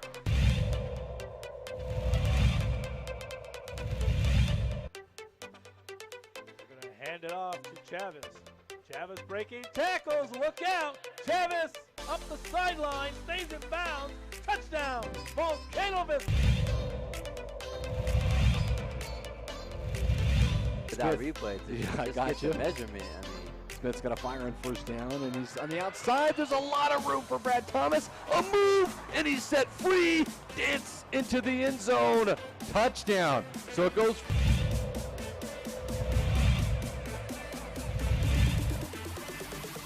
He'll run with it. Stumbling. Gets down into the end zone. And looking to throw it. And he throws it in the end zone. Thursday night football in your ear, right here on your home for the National Football League, 95.9 FM and AM 610, the sports animal. Packers and Niners, is that what I get this Thursday, Micah? 5:30? What time? I always get confused, Thursday and Monday, because one starts at 5:30, one starts at 6. So, yeah, Packers 49ers at 6, because remember, Lobo Talks Thursday at 5. Lobo Talk, Thursday, live from Las Vegas, Nevada. Bobby Portnoy and Danny Gonzalez. And then they take off. How about this? So you tell someone, yeah, Lobos are spending the week in Vegas, and then they're going to Hawaii for the weekend. Woo-hoo, yeah, boy. Right? JJ, you get to spend the week in Vegas, and you're going to go to Hawaii for the weekend. You good? In most circumstances, I'd be good with that. Life's grooving. Yeah, life's grooving. However, it is what it is. All right, 246-0610, 888-922-0610. Andy Dalton will not play this weekend for the Dallas Football Cowboys against the Steelers. Ben DiNucci goes again. Second start for young BD. Didn't Ben DiNucci get benched? Well, yeah, they said that Cooper Rush might start. Really? How'd I miss that? Yeah, that's the latest I've heard. So he's benched DiNucci? Benched DiNucci? Yes. Mm-hmm. Why? I mean, not that he did anything that made me think he should be playing. I mean, I just... They had a wide receiver sacked twice playing quarterback. That is why. Well, that's fine. So, well, all right, get your look at Cooper Rush, right? Well, Cowboy fan, you feel good about Cooper Rush? Well, he's a guy that the Cowboys have had as the backup for a while, and then I think they cut him a year ago or something like that, and then they brought him on, and then now they're going to throw him back out there. So I mean, kind of, yeah. So how, I mean, I got, as soon as we're done here, don't I got to run down to the casino and take the Steelers and give 13 and a half? That number is going to be outrageous. It's going to It's be 13 like, and a half. It feels like that could get to a Kansas City Jets level. Like, that was atrocious. And I get it. It's third string quarterback play, Ben DiNucci. But it's like, what were you expecting, Dallas? Like, just, oof. It's going to, Garrett Gilbert, Cooper Rush. It's, whoo-wee. Steelers defense. Yeah, go put your money on the Steelers. So we're going to play musical quarterbacks every week? Because assuming, and again, I don't know if Andy Dalton, all right, so how the hell does this happen? He's in concussion protocol, right? He got his head taken off his body against Washington. So he goes into concussion protocol, and while he is recovering from the concussion, somehow he was exposed to somebody who was COVID positive. How? Global pandemic. Welcome to your Dallas Cowboys. All right, Michael, who'd you tell me that we've got? Well, real quick, I just got a call and someone said it's actually Gilbert that's going to be starting. I guess Cooper, they just signed for the practice squad for an insurance. Garrett Gilbert. But Gilbert's going Well, to that makes all right. Well, then I'm not laying the 13 and a half. Listen to what we're talking about. We're talking about right now a team who's in line for the 5th overall pick. And we're having a conversation, God help us, between Ben DiNucci, who's now benched DiNucci, Cooper Rush, or Garrett Gilbert. Who do you want, Cowboy fan? This takes me back to that year Romo went down and we went through Brandon Weeden and like Kellen Moore and all these quarterbacks. It's just, ugh. So they're going right now. The plan is where'd we land? On Garrett Gilbert? Garrett Gilbert. Spin the wheel. I just... How does Mike McCarthy get graded on this season? I've seen all this talk about, well, McCarthy, you got to fire him. I mean, it's just not working, and you can't. There's the Dallas Cowboys. Your quarterback got broken. There's no one in this league that is winning with the third-string quarterback. No one. Well, in his first year with the Packers, didn't McCarthy go 2 and something, 4 and something? Okay. But again, this was a team that was supposed to be ready, built, make a Super Bowl run. This wasn't a Packers team that you were rebuilding. This was we're bringing in a Super Bowl winning coach because Jason Garrett was the problem, and we can't just win the division. We can't just go 8-8 and win the division.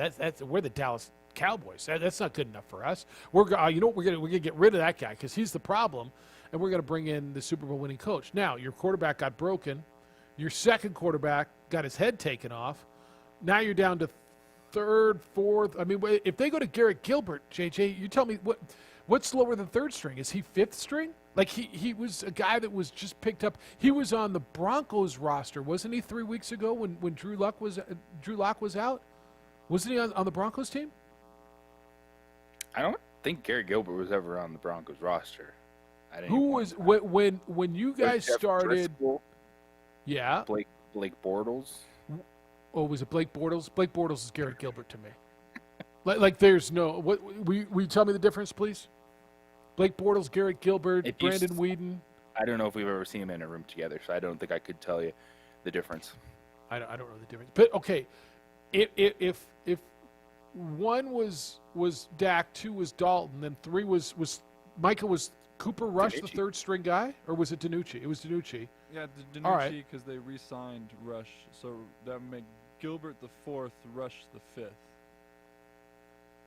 So Dak Prescott, Andy Dalton, Ben DiNucci, Garrett Gilbert, Cooper Rush. And why isn't Cooper Rush starting? Why are you going with Garrett Gilbert over Cooper Rush? Because I think they just re-signed him. So I think they signed Gilbert before, and then just re-signed Rush is a little bit more of an insurance. But they're America's team. They're America's team. Are you bleeping me? JJ, which is better? Which would if you had your druthers and you're playing the Pittsburgh Steelers, which guy do you want to go run out there to get killed? Garrett Gilbert or bench DiNucci or Cooper slow down? At this point in time, Garrett Gilbert. So Garrett Gilbert was playing for the Orlando Apollos for the AAF, and then they suspended. Didn't they win the title? They were champions, right? They The claimed AAF, the AAF didn't have a title, did they? Didn't the AAF? Did say they were champions? He said. Yeah, so did Central Florida. Championship quarterback. He was the top quarterback. Garrett Gilbert was the top quarterback in the AAF. That's great. That's great. Give me the guy who was was only on that team because Mike McCarthy's brother was his youth basketball coach. He was.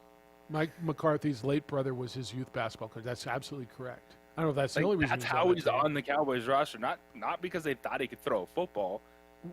Was he the worst starting quarterback you've seen? Because I got a bunch of texts on that. He's the worst quarterback I've ever seen. Ryan Lindley? Ryan Lindley started a playoff game. I gotta go back and watch that game. Can someone YouTube that for me? I need to watch that again. They were winning at halftime. Weren't they winning 9-6? Weren't they winning? I mean, the Cardinals or the... No, the Cowboys. Weren't they beating the Eagles the other night 9-6? Or were they losing 9-6 at halftime? Whatever it was too damn close. Carson Wentz, he's the number 1 overall pick. He's great. And benched the Nucci? And Carson looked like a 7th-round pick at times. That first fumble he had was a disaster. Oh, the one where he just ran backwards into the sack and dropped the ball? What the hell are we doing? It's the opening drive on 95.9 FM and AM 610, the Sports Animal. Do you own or rent your home? Sure you do. Fortunately.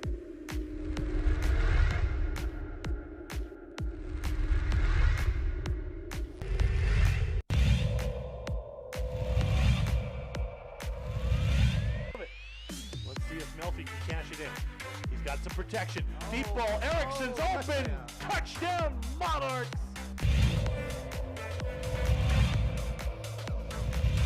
Second and 10. Smith looking, and he's going to fire over the middle, and he's got his guy, and it's another big play. Walking away for a touchdown, Tristan Altier.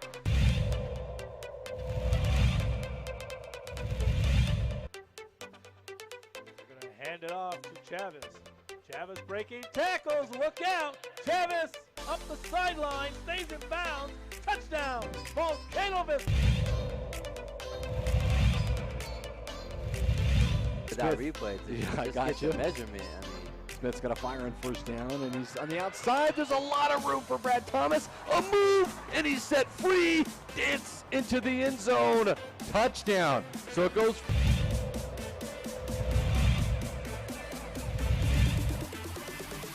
He'll run with it. Stumbling. Gets down into the end zone. They're looking to throw it. And he throws it in the end zone. Caught! First and 10 from the 11. And spin move for Smith. Push the B button. Dance into the end zone.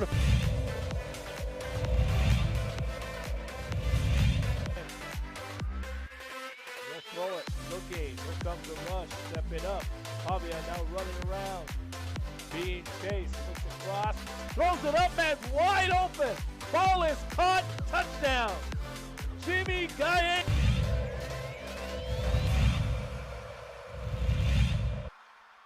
Chavez dropping, looking, stepping up. He's going to run. He's got a lot of green in front of him. To the end zone. Touchdown.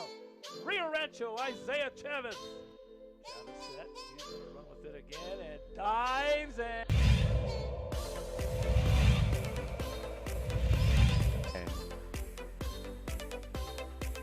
It's Austin Smith, and to the outside, a lot of room. Look out, a foot race down the sideline. All the way on the first play from scrimmage, Chris. That's a touchdown.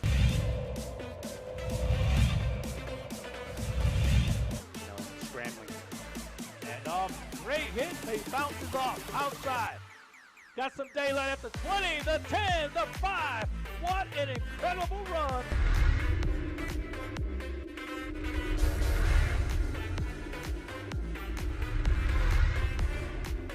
Don't sacrifice quality and flavor when you're in a hurry. Golden Pride offers ribs, fried chicken, green and red chili breakfast burritos, and Frontier Cinnabons. 4 great locations, or visit us online at goldenpride@abq.com. Golden Pride Barbecue Chicken and Ribs, proud supporter of ProView Sports Network.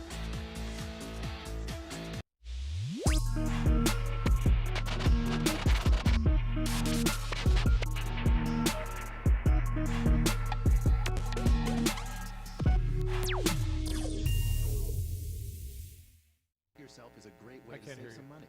Right now, you can get 5 I see quarts you of talking, Benzoyl Micah, but I Platinum can't full hear. synthetic Oh. motor oil and an STP extended life JJ, oil what do you want to talk for about? just I'm out of $31.99. topics.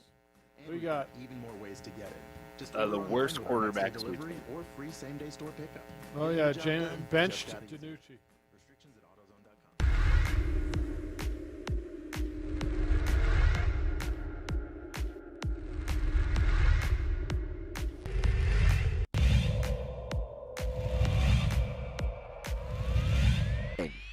Call it as Javi's looking, and he's got a guy wide open, and it's Gay, and he's going to walk into the end zone. But he did a good job with it. First and goal, it's Chavez to the middle, and Chavez stops. And Stevens in motion. On the handoff to Mitchell. Look out! Oh, see you later. Take it to the house. Fly. Cardinals fly.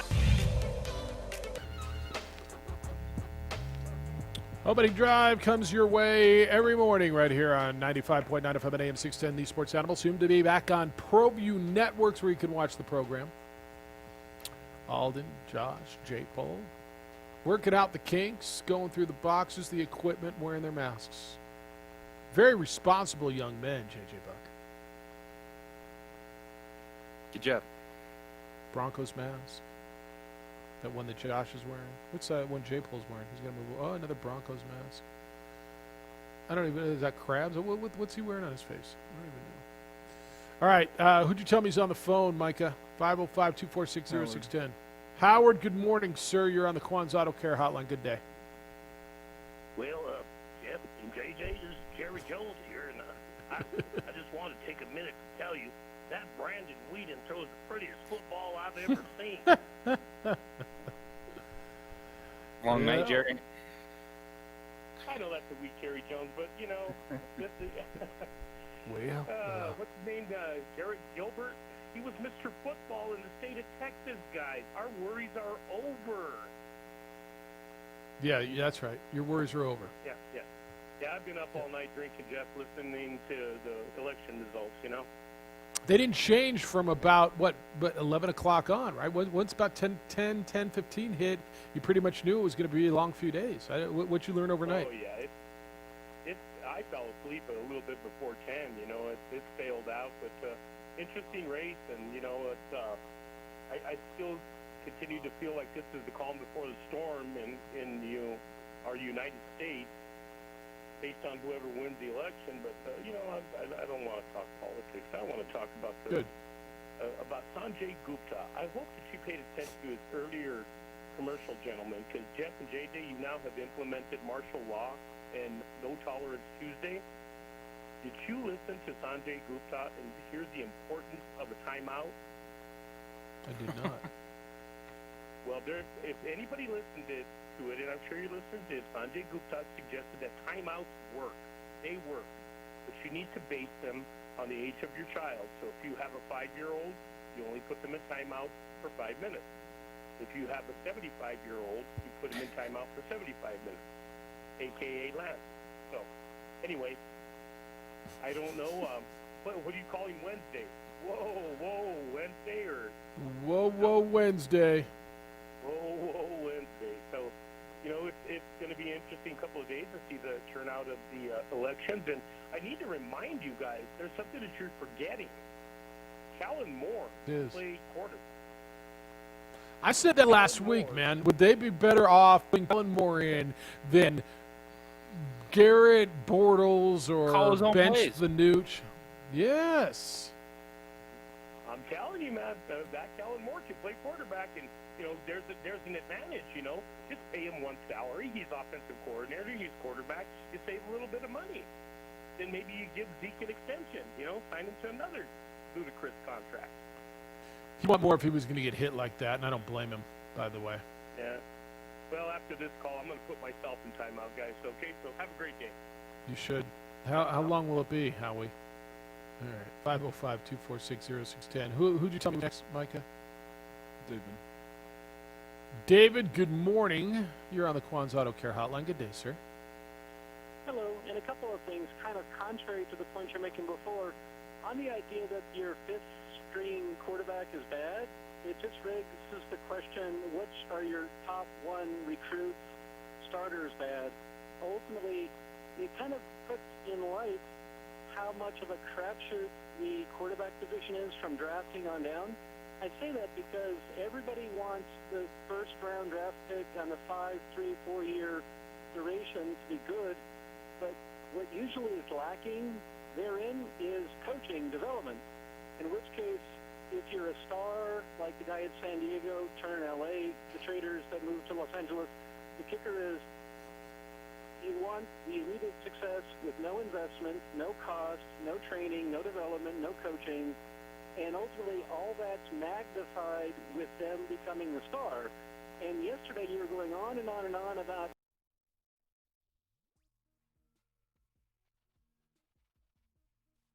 my final point. Manning was benched at Denver, but nobody would believe him to be benched.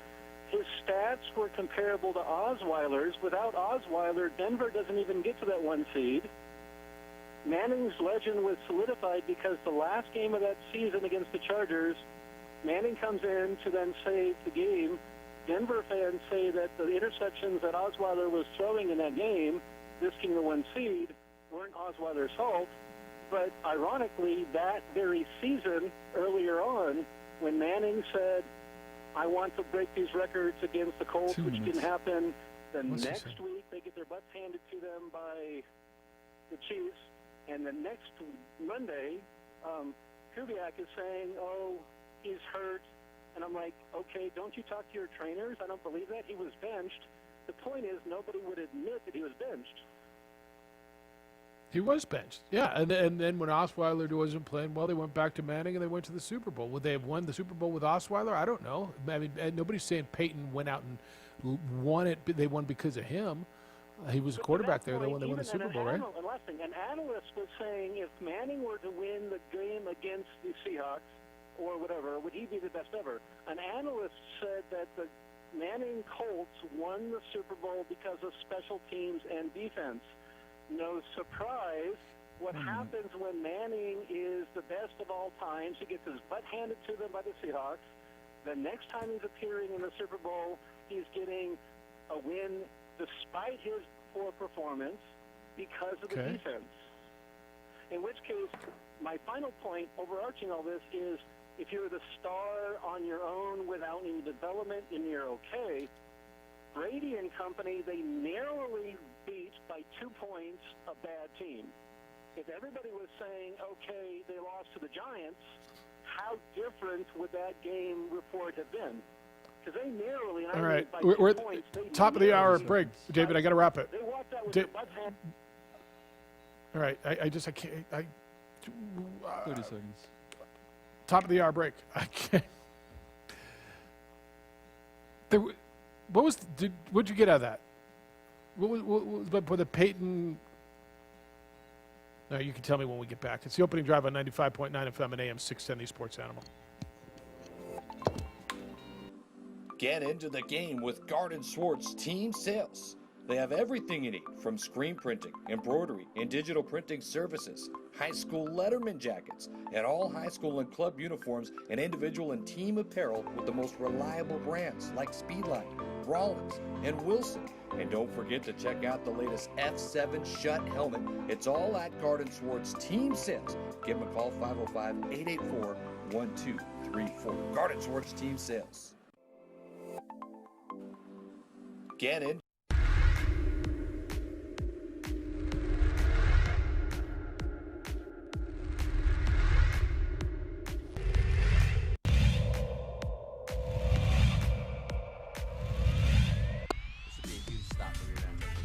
Dorian over. Did he get in? Yeah, they got in. He got in. Touchdown, Dorian Lewis.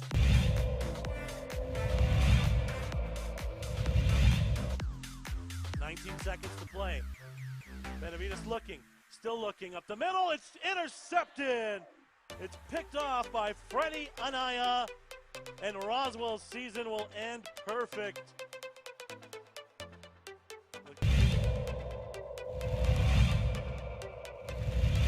Second quarter, 2nd and 4 for Socorro at the whole 44-yard line. McDaniel trying, good block by Hicks. First down and more, 30, 25, 20. McDaniel might be gone. Touchdown. Wow. Touchdown for Michael McDaniel.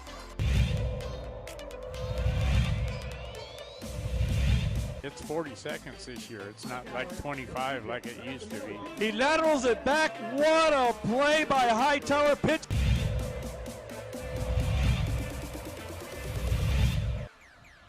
Looked like somebody moved a little bit early. Hicks, the play fake double move. He's got his receiver wide open. Caught.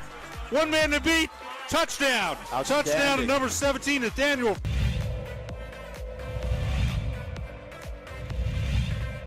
Third and 6. Big defensive play coming up here. Little trickery to Reese. See you later. Touchdown. They went for the deep ball to Reese. To the right, single receiver split to the left. Play fake, head up off the middle, it's got some room. 50, 45, 40, has one man to beat. 30, 25, 10, 5, touchdown. Touchdown, Hope. Wow. On a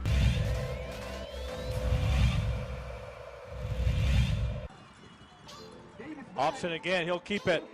Now he'll pitch it. Comes out to the 30, 25, 20, up the sideline. Still inbounds, into the end zone. Let's see.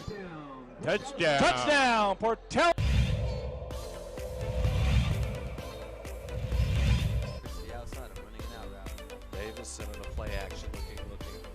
He's going to go back to Lewis, and Lewis makes a cut, and Lewis still on his feet. Dorian Lewis is in for a touchdown.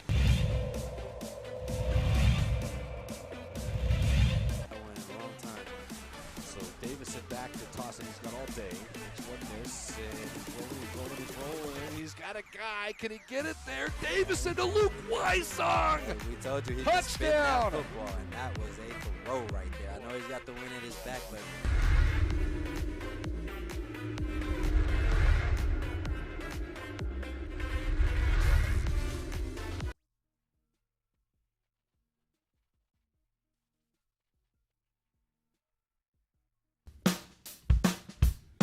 Well, I'm going to the frontier, walking to the cashier, order up a root beer and a number one. Cover it with green stuff, one scoop is not enough. Find a booth is real tough, back by the Duke.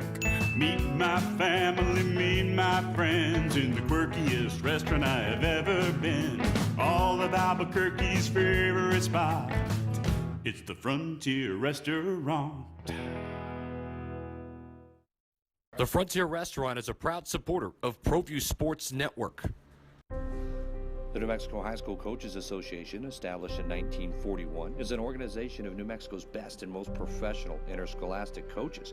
Coaches across work daily to help our student athletes excel in the classroom, on the field of play, and in our communities. Students that participate in interscholastic activities attain higher grades, higher graduation rates, and higher wages. Responsible for the North-South All-Star Games, statewide Coaches Award Program, and providing multiple professional development opportunities for New Mexico's coaches. Be a great coach by coaching beyond the game.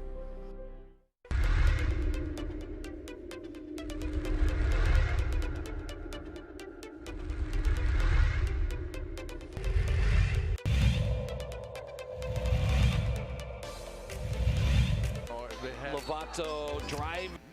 All right, hit hour 3 on your Wednesday, which means we're more than halfway to your next weekend. It's the opening drive. Jeff, JJ, and Micah. 505-246-0610 if you want to get in. Hey, can you recap that last call for me? Brock Osweiler did not get enough credit for the Broncos' Super Bowl victory. All right. Peyton got too much? I don't And we droned on and on and on about Super Bowl. Well, fair. What I got out of it is we droned on and on too long the day before for him about the GOAT conversation, which I didn't even think we talked that much about, but we droned on and on and on and on. Droned on and on and on. and on and on and on and on and on. But we're and seeing on. a different ending to this Tom Brady story than many of the veteran quarterbacks. Because, as you pointed out at the end, Peyton Manning didn't do a whole lot. We droned on too damn long, and then he called about it the next day. Just kept the ship pointed in the right direction. All right. You ready for the Jake Luton era in Jacksonville? By the way, when I asked you about DJ Chark off the record or off the air a couple hours ago, I forgot the DJ. Minshew has a thumb issue.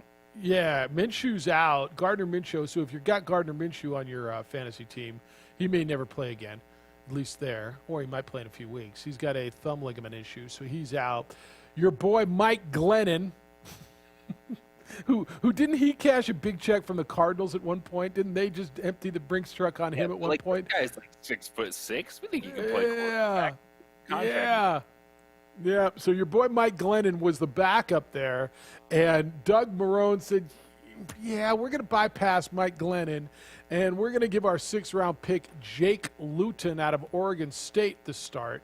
He said on Glennon, "You'd like to be able, Pac-12 guy." Minshew 2.0. Maybe. I don't know. He's a guy who completed, he had a good career at Oregon State. 28 touchdown passes, 3 interceptions in his final season with the Beavers. I don't know. According to Doug Marrone, let's see what this kid's got. When you're 1-6, you're like we are. Let's go. Yeah, let's go. I don't know. I mean, does it matter to you? I mean, this is what we've spent time today talking about. Gardner Minshew, Mike Glennon, or what's his name, Jake Luton. We spent time today talking about Garrett Bortles or whatever, Cooper Rush, or benched the Nucci. This is what the NFL is, man. This is NFL 2020. 2 NFL teams are, and it's conversation. It doesn't matter your coach, the talent around you. If we're talking about 3rd, 4th-string quarterbacks, your season's done. And there's always that, there's 1%, Tom Brady this, Tom Brady. No. We knew it was going to happen with Ben DiNucci. We know it's going to happen with Jake Luton. They're not all of a sudden going to become guys that change the future of a franchise. It's a backup quarterback for a reason more times than not. And here we are. But it does bring up a conversation of worst quarterbacks we have seen in the NFL. And I ran across this article, and I sent it to you guys from NFL.com. It was interesting. It was actually quarterback units. And it magnifies the conversation we are having. Because, Jeff, you talk a lot about Ryan Lindley. That was the 2012 Arizona Cardinals, who, by the way, had John Skelton, Ryan Lindley, Kevin Cobb, and Brian Hoyer as their quarterback. So who's the best one of that? Who's the best one of that group? Not just who's the worst guy we've seen. When you see some of these quarterback units that are on these lists, it's crazy. Like the 2008 Oakland Raiders, Jamarcus Russell, he's a great player. Get over it. Andrew Walter, Marcus Tuiasosopo. Oof. Jamarcus Russell was Jamarcus Russell, Andrew Walter from Arizona State, and Marcus Tuiasosopo from Washington. Yeah, that was bad. Mike Pagel, Art Schlichter, and Mark Herman for the Colts. This is a good find by you. Great find by you. 2007 Kansas City, Brody Croyle, Damon Hurd, Tyler Thigpen. I went through a season. That was your quarterbacks? Damon Hewitt. We are absolutely spoiled right now if you think about it overall, outside of the injuries. Quarterbacks in the league. Well, so where's that Tampa Bay thing? I mean, so Dallas at least had, you understand what their plan was. Some of this you start going, how did you even get here? Right? What were you doing at the beginning of it? Like the 2001 Dallas Cowboys with Quincy Carter, Anthony Wright, Ryan Leaf, Clint Stoerner? Yeah, so how about the Panthers in 01? Chris Wenke was the best of their group. Okay, but you can see how they got there, right? They drafted Chris Wenke, who was going to be their guy. I don't remember either Mark Lytle or Demayoun Craig. So you see, this is good. The Jacksonville Jaguars will be on that list. I think as you go down the line, years from now, you're going to say, how did you get to the point where your quarterbacks you went into camp. You opted to do this. This is how you built your team. Gardner Minshew, Mike Glennon, and Jake Luton. How do you get there? You got to talk to me about the '93 Seahawks, Jeff, on this With list. Mark McGuire on that list? Was that Rick Meyer, Dan McGuire, yeah, Stan Playball. So Rick Meyer was but again, this is how you got there. This is the number 2 overall pick in Rick Meyer, and Dan McGuire was a first-round pick. And the Seahawks had a little run there in the 90s where they went Mountain West or WAC, I guess at the time, schools. They drafted Kelly Stauffer with a high pick out of Colorado State. That didn't work. And then they went with Dan McGuire out of San Diego State. And he was in the teens in the first round. And Dan McGuire was Mark McGuire's brother, big, tall, strong-arm kid from San Diego State. They almost beat Miami that year. He played on the Marshall Faulk team, I think, at San Diego State.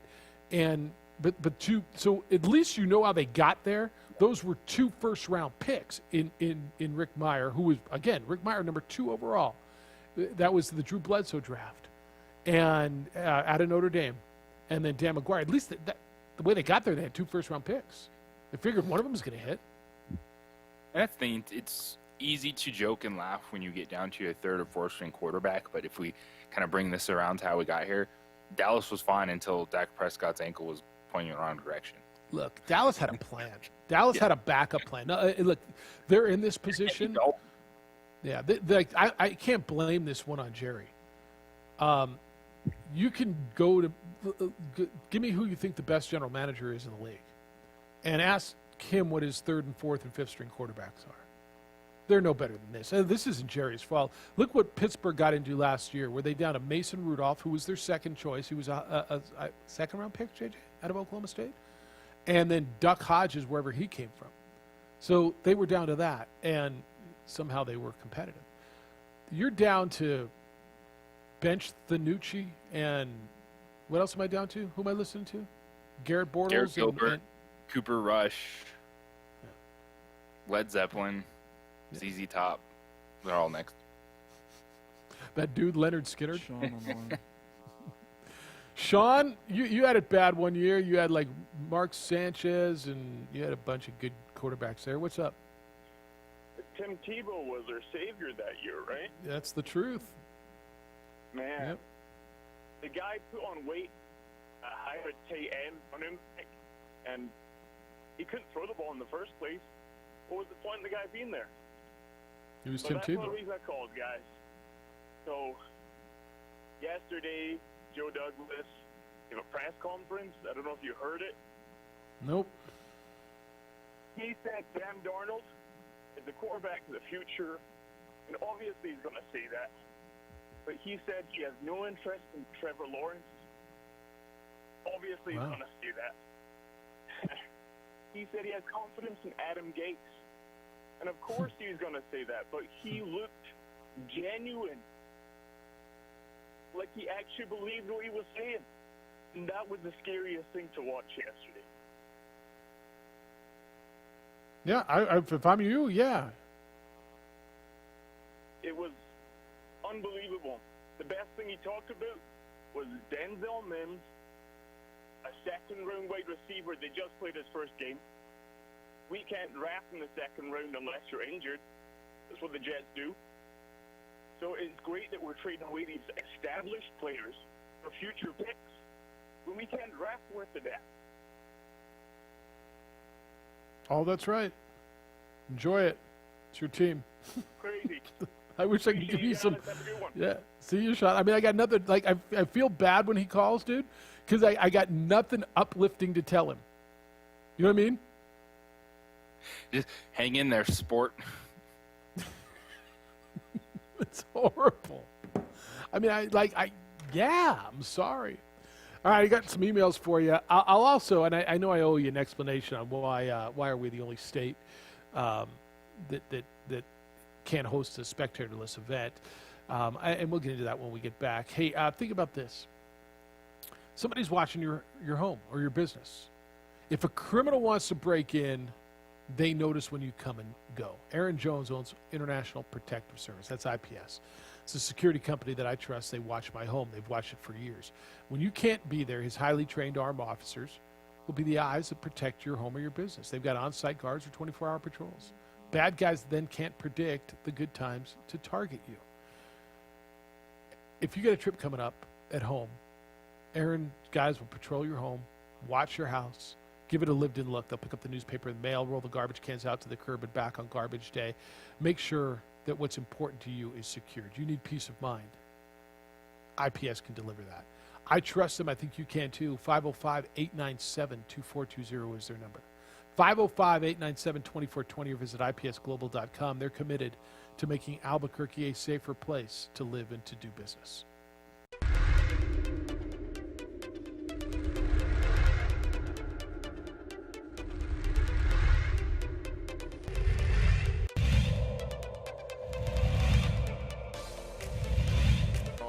Lovato driving. They're going to count it.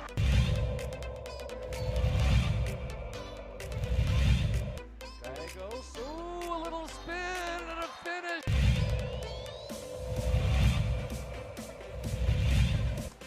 Natalia Chavez, good spin. Takes a...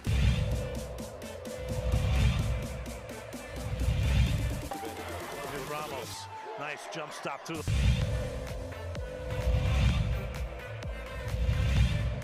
Played with the gambling a little bit. Oh, there's a...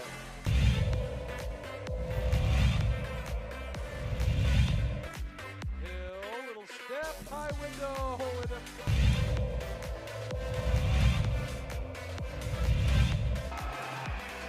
Got the second. To the middle. Here we go, 3.9. It's Cooper's going to run with it. Cooper's going to swing it out to Lowry. Lowry, Portillo couldn't get it off, and Clovis. It's waved off. He did not get it off in time. Portillo.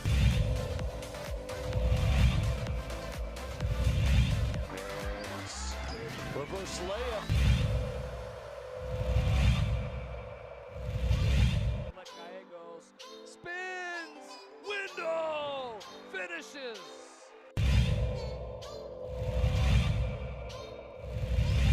There's a run coming from... Lazy pass. Here comes Crawford. It might be showtime. Damn.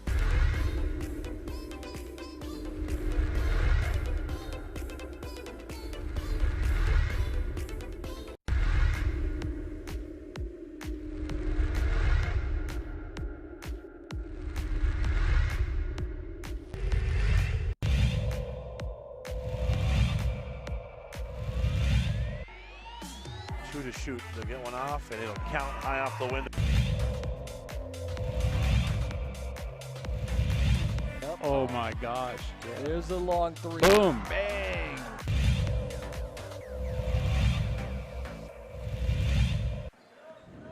Martinez will beat the buzzer. Got it to go.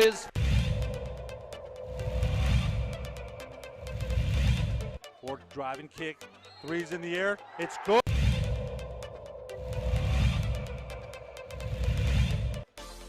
Nice pass on the nice block by Hernandez Crawford.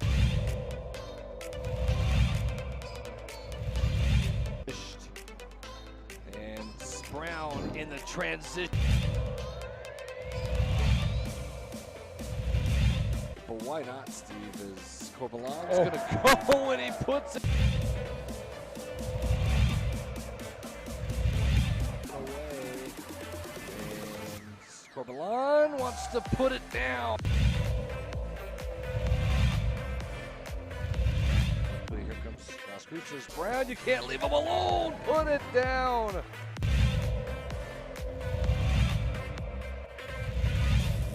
Gershon in transition. 3-on-2. Gershon going to go all the way. Whoa, Morgan.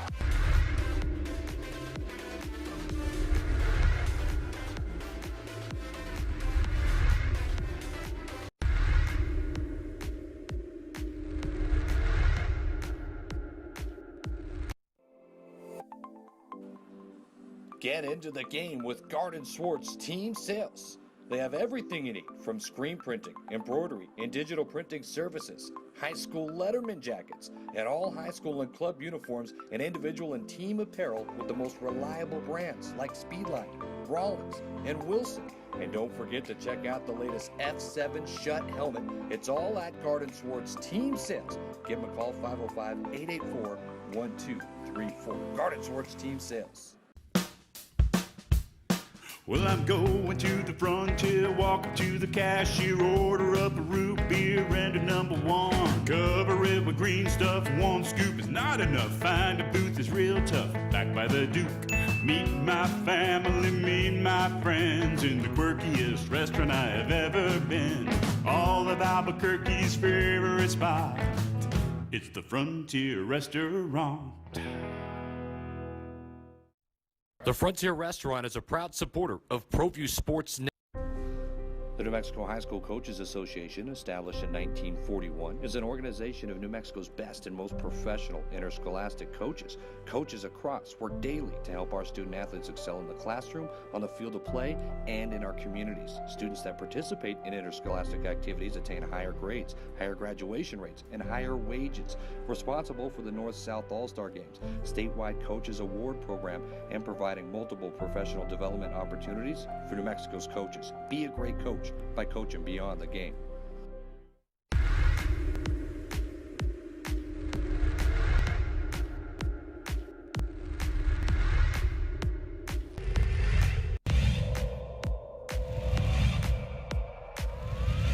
To create space, he gives it off to Rivas for the three, and he buries it. They'll be coming in soon. Double quick set for Avalos. Goes to the right. Avalos puts it up high. Window. Scores it as foul.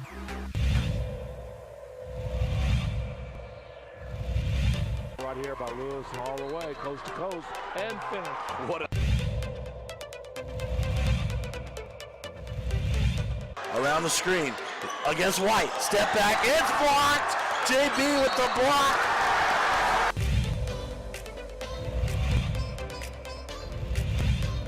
In transition, ahead to hit on for the two-hand hammer.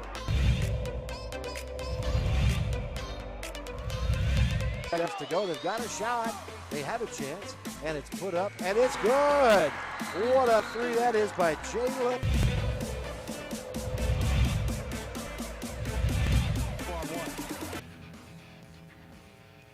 I don't have election results for you. Nobody does.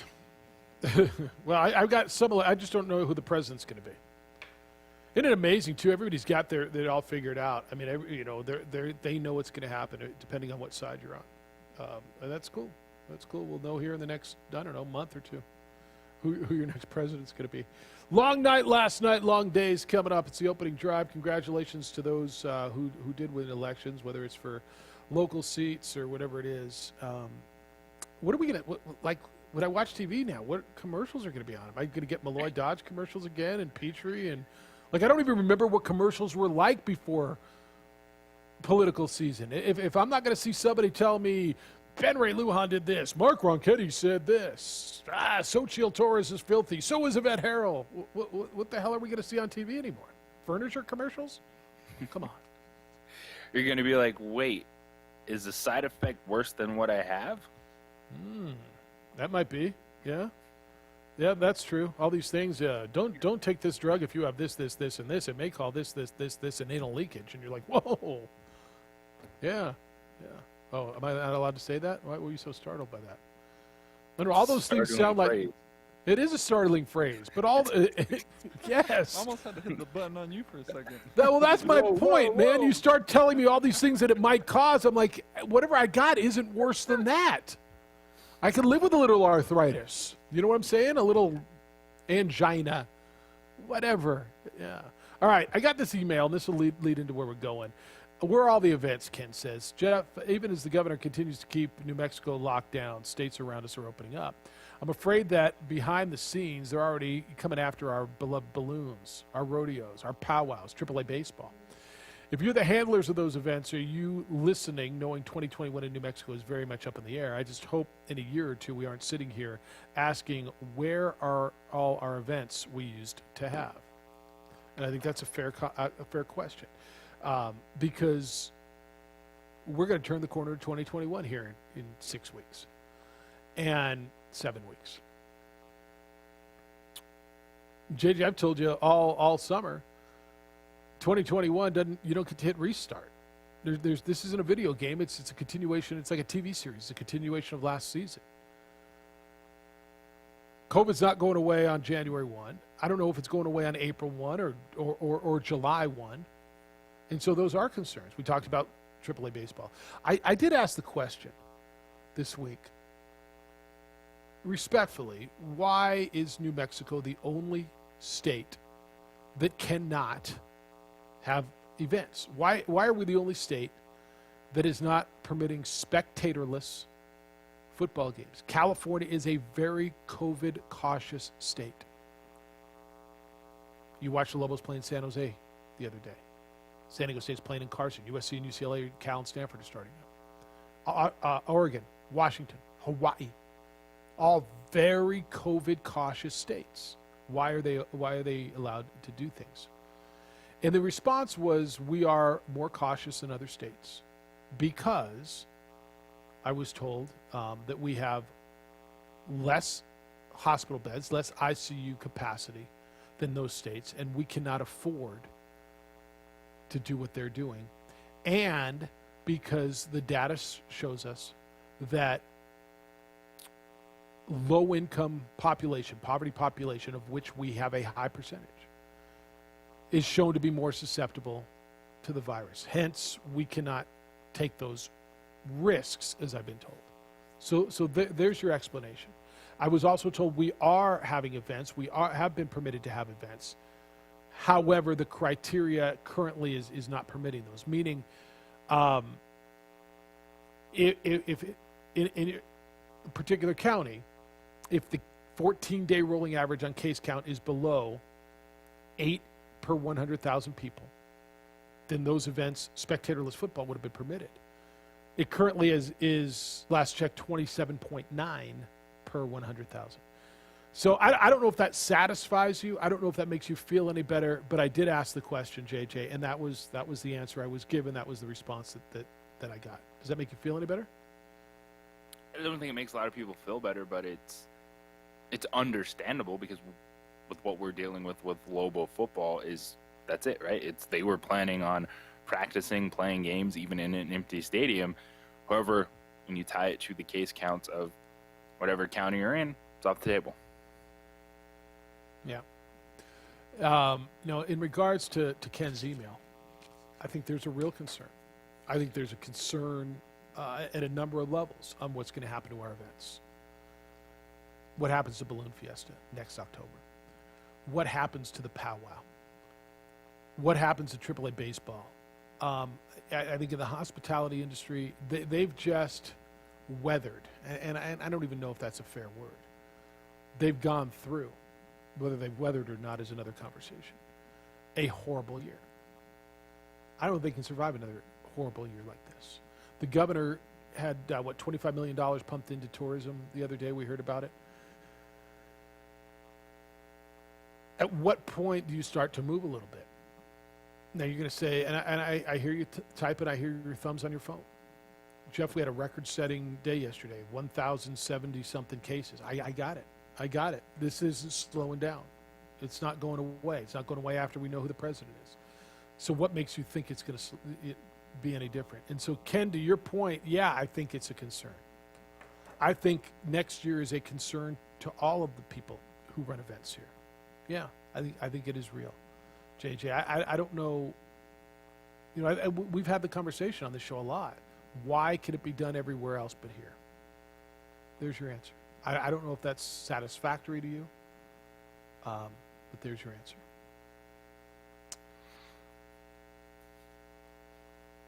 All right, 505-246-0610. I've got a few more emails. We'll get to those when we get back. You can send your emails if you want to get them in. Jeff at 610knml.com, JJ at 610knml.com, and JJ's on the Twitter. It's a great follow. If you don't follow him, you're missing out. It's _JJ Buck. Give him a follow, and I think it'll make your life a little bit better. Holidays are coming. How about that? Holidays are coming. Election's now over. Holidays are coming. Guys, I know you're thinking about how you're going to take care of everybody in your life. Don't forget to take care of you. Fellas, you cannot take care of anyone else unless you take care of yourself first. And if you're not feeling right, if you're dealing with fatigue, ED, erectile dysfunction, call NewMail and take care of it. In a year when everything is seemingly out of your control, this is something that you can absolutely control. NewMail's right here in Albuquerque. They can help you deal with ED, depression, even hair loss. You just got to make the call. 505-652-1688. 505-652-1688, or look at them at NewMail, NUMALE.com. You know it's not going to take care of itself. You know you can't ignore it away. And the truth is, it's nothing to be ashamed of. Men hit a certain age, and these things are normal. The beauty of NewMail is you can battle normal. You can feel better. NewMail's number is 505-652-1688. Enjoy the holiday season and give yourself the gift of feeling great. Make the call, NewMail, 505-652-1688, or visit NewMail.com. And feel better.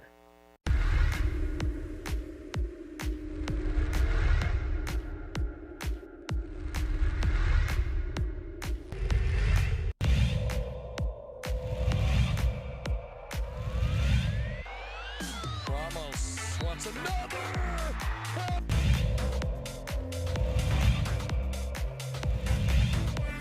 Opportunity here. Martinez shoots, he scores.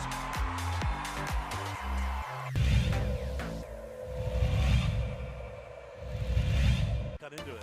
And had some nice looks at the rim. Win. Inside. They're not going to miss this one. Two-hand hammer for Murillo.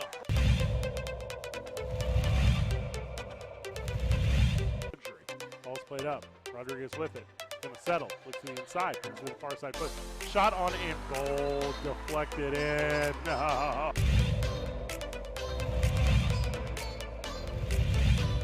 Dorian's going to go all the way. It was blocked by the rim. Get it out, says Kobe Wade.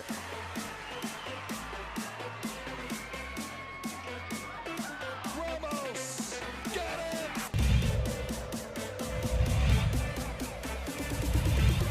Look out. Ramos, can he chase it down? It was a freebie, saved it. And then stolen. And somehow Hasbury's got it back. Handoff, Watson.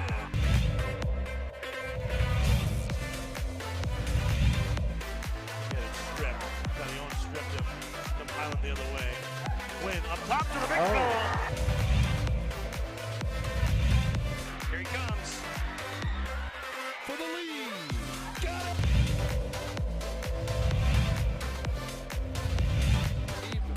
What a great game plan. Look at this. Agbayosi throws it down.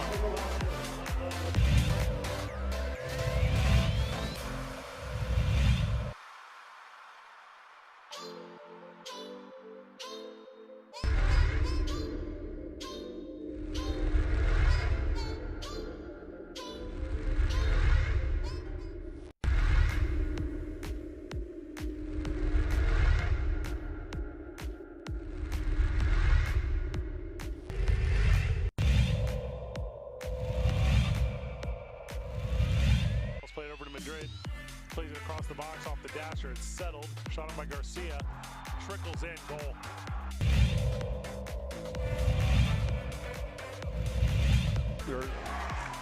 Chavez blocked at the rim. And here's Dorian Lewis to Watson. Shot on and just wide. Big deflection. Goal.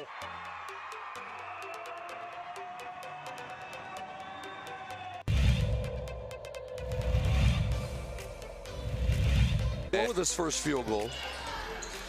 Look at that. That's gorgeous.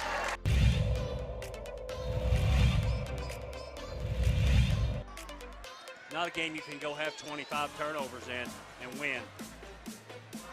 Get that out of here, Watson says. Here comes Hodnett all the way. He's blocked in return.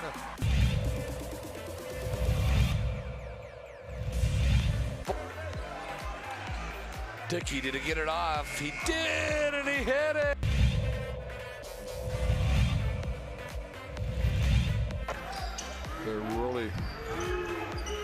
Harris.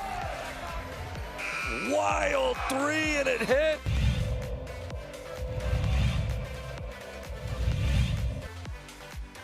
Another steal nearly by Hidon. It is a steal. Avalos ahead to Hidon. The two-hand hammer by Hidon. I knew he was going to put that one down.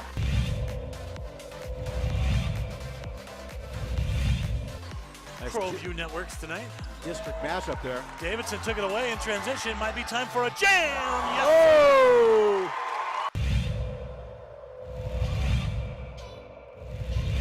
Big Barton, watch him, coach. Watch the inbounder.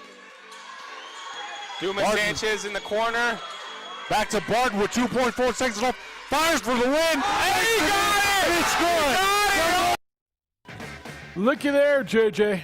The boys in San Diego have found the link on the Opening Drive Facebook page.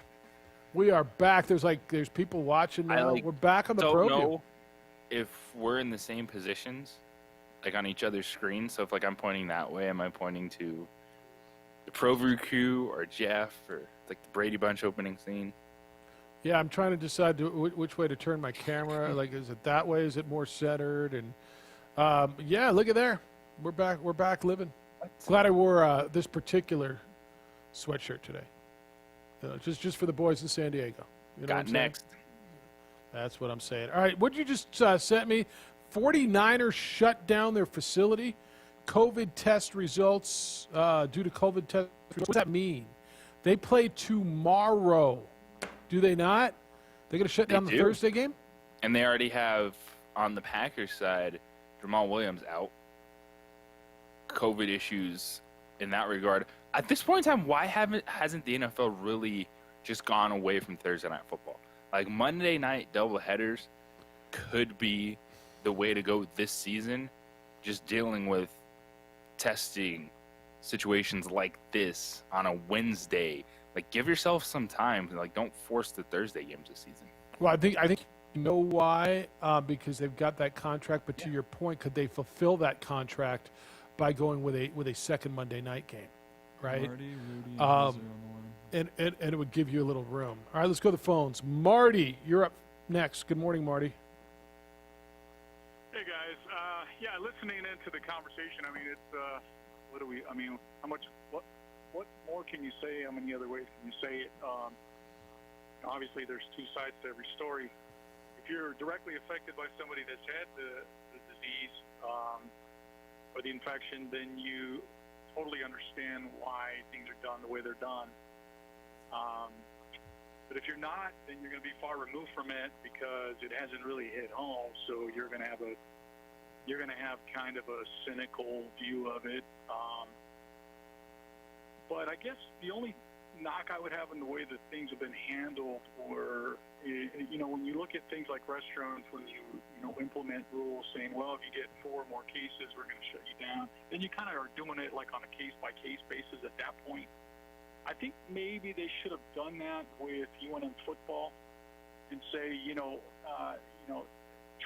trust the fact that maybe those running the program know what they're doing, have something in place, and if there's an outbreak or whatever it may be, then certainly you can look at it from that standpoint and say, okay, let's revisit maybe what are you doing wrong.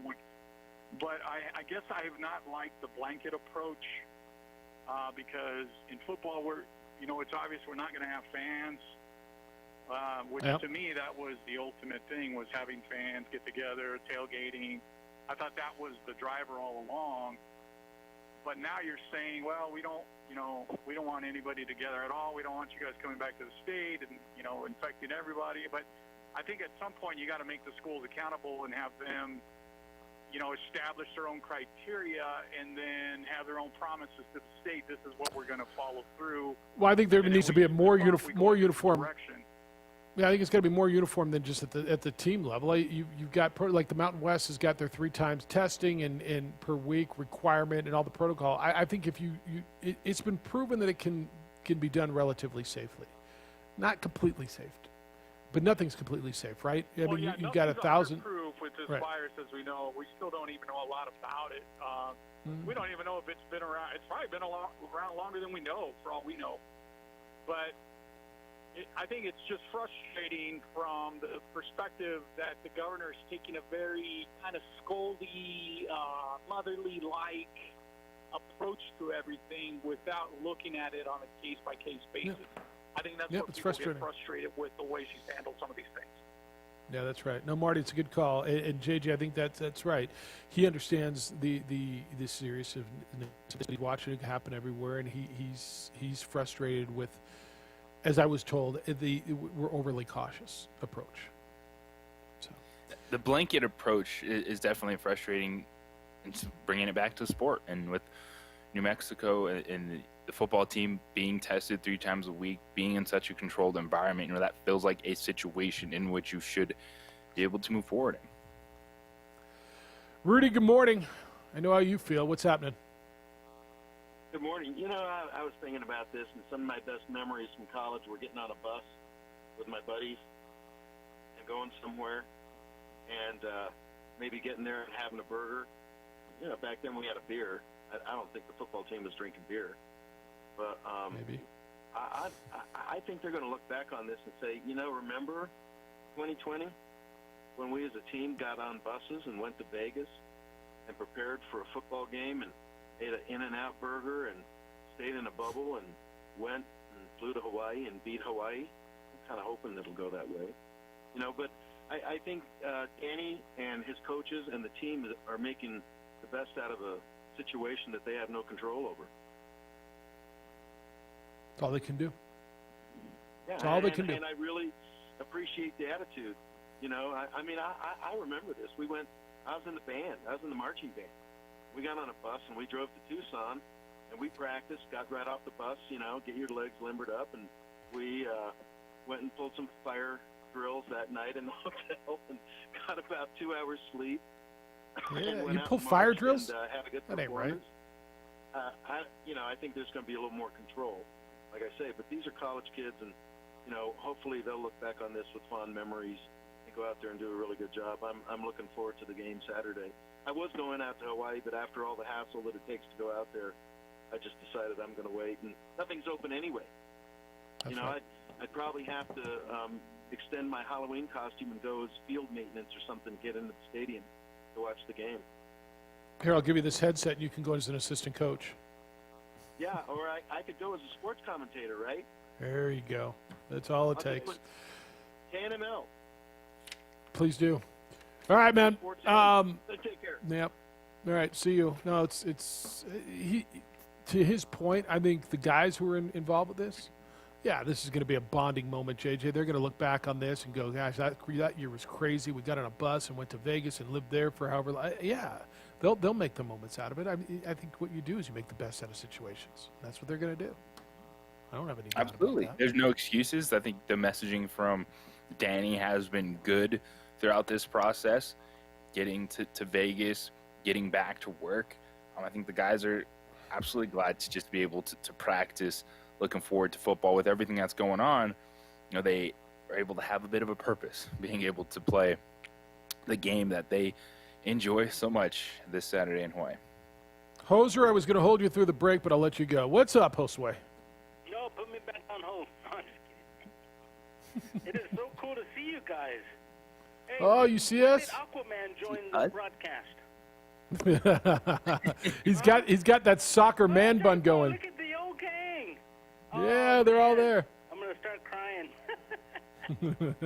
Oh, man, it's so great to see you guys. Micah, good job keeping everybody afloat. Boy, this takes me back to the old days. There you are, guys. J. Poe. Well, there's, is that, I can't tell. Is that, Alden, Josh. Yeah, Alden, Josh, and Jay Poe are all together. Wow. Yeah. Great to see you guys. Great to see you guys back doing what you love, man. 'Cause that's definitely why we all do it, because we love this. And, oh, wow, it's just great to see. I just had to call in and just say hi. I really don't have anything else. But Beautiful. We heart you. We heart you, Hoser. They all are giving you big, giant, puffy hearts. And JJ's getting misty-eyed. Oh, yeah, he is. Man, look at Yes. that All right, hair. man. That is amazing on JJ. Wow. Yeah. I got to catch up to the other guys. You see the hair on these guys? Oh, yeah, they're Where? long, too. Wow. Yeah, me too. I was growing the beard down that way. That one guy? Yeah, except for that one guy. Except for that. There's a lot of hair on this show, except for one of these things is not like the other. Yeah, there is a lot of hair on this show. I think I'm about out. You guys are like a rock band. Yeah, dude. It used to be you had to start your name with a J, but now it's you got to have long, flowing locks. I think I'm out. Unless I grow my beard back down to here. Beard. Man, wish I could hug him. Will the beard count? All right, we got to hit a break. We're late, man. Hit it. Be well. You too. Bye-bye. It's the opening drive. We got a lot of hair on this show. Not very much product, if I can see. You know, most of you guys, I mean, J Pole's got the product. You got any product in that thing, Josh? All you got product? Damn, a little bit. JJ's got product. JJ's on mute, but he's got product. It's the opening drive on 95.9 FM and AM 610, the Sports Animal.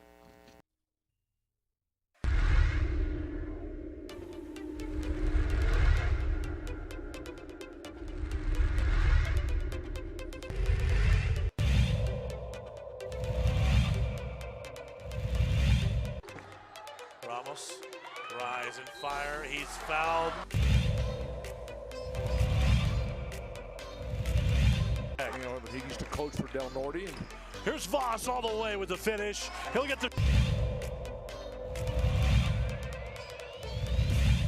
the back of the dribble. Tries to go up with the right hand. He changed hands in midair. And Hotnet sent it away.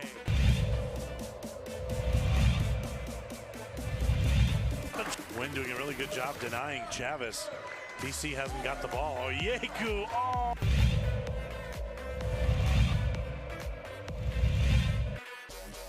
Working against Watson. Oh, look at the spin move.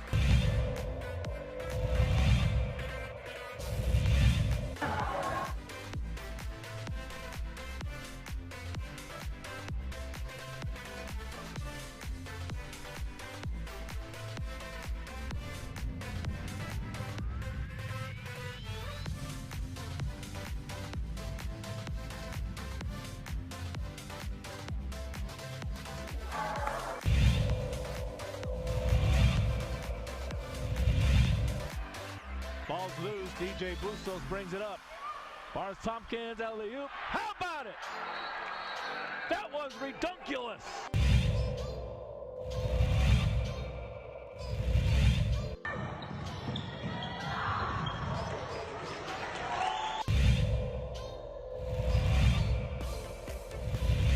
Turnover.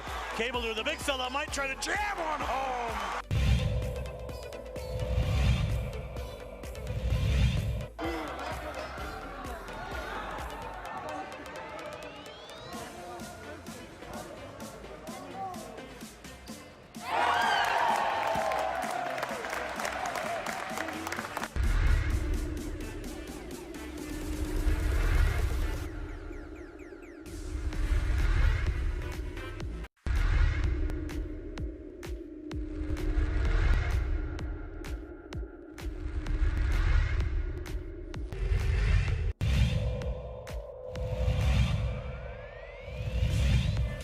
I'll just get a little closer. Oh, instead it's a gorgeous pass. Here's what he'll just shoot it. He's going to go all the way.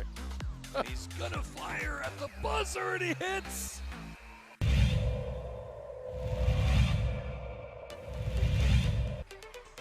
Great pass, Hadbury, and thank you very much.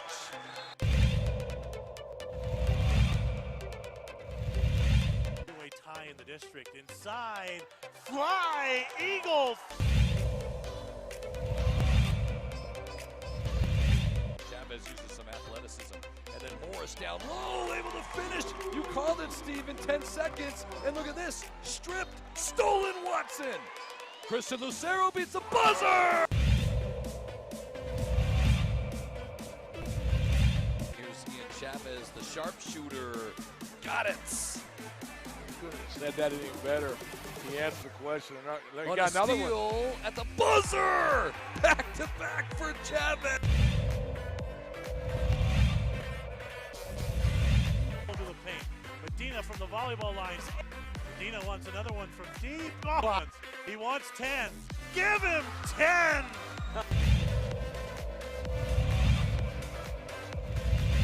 Lewis finds Watson. He's gonna finish. One-handed slam.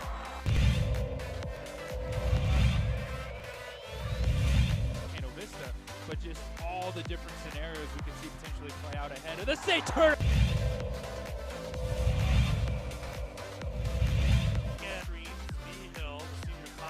Oh! Ho, ho, ho!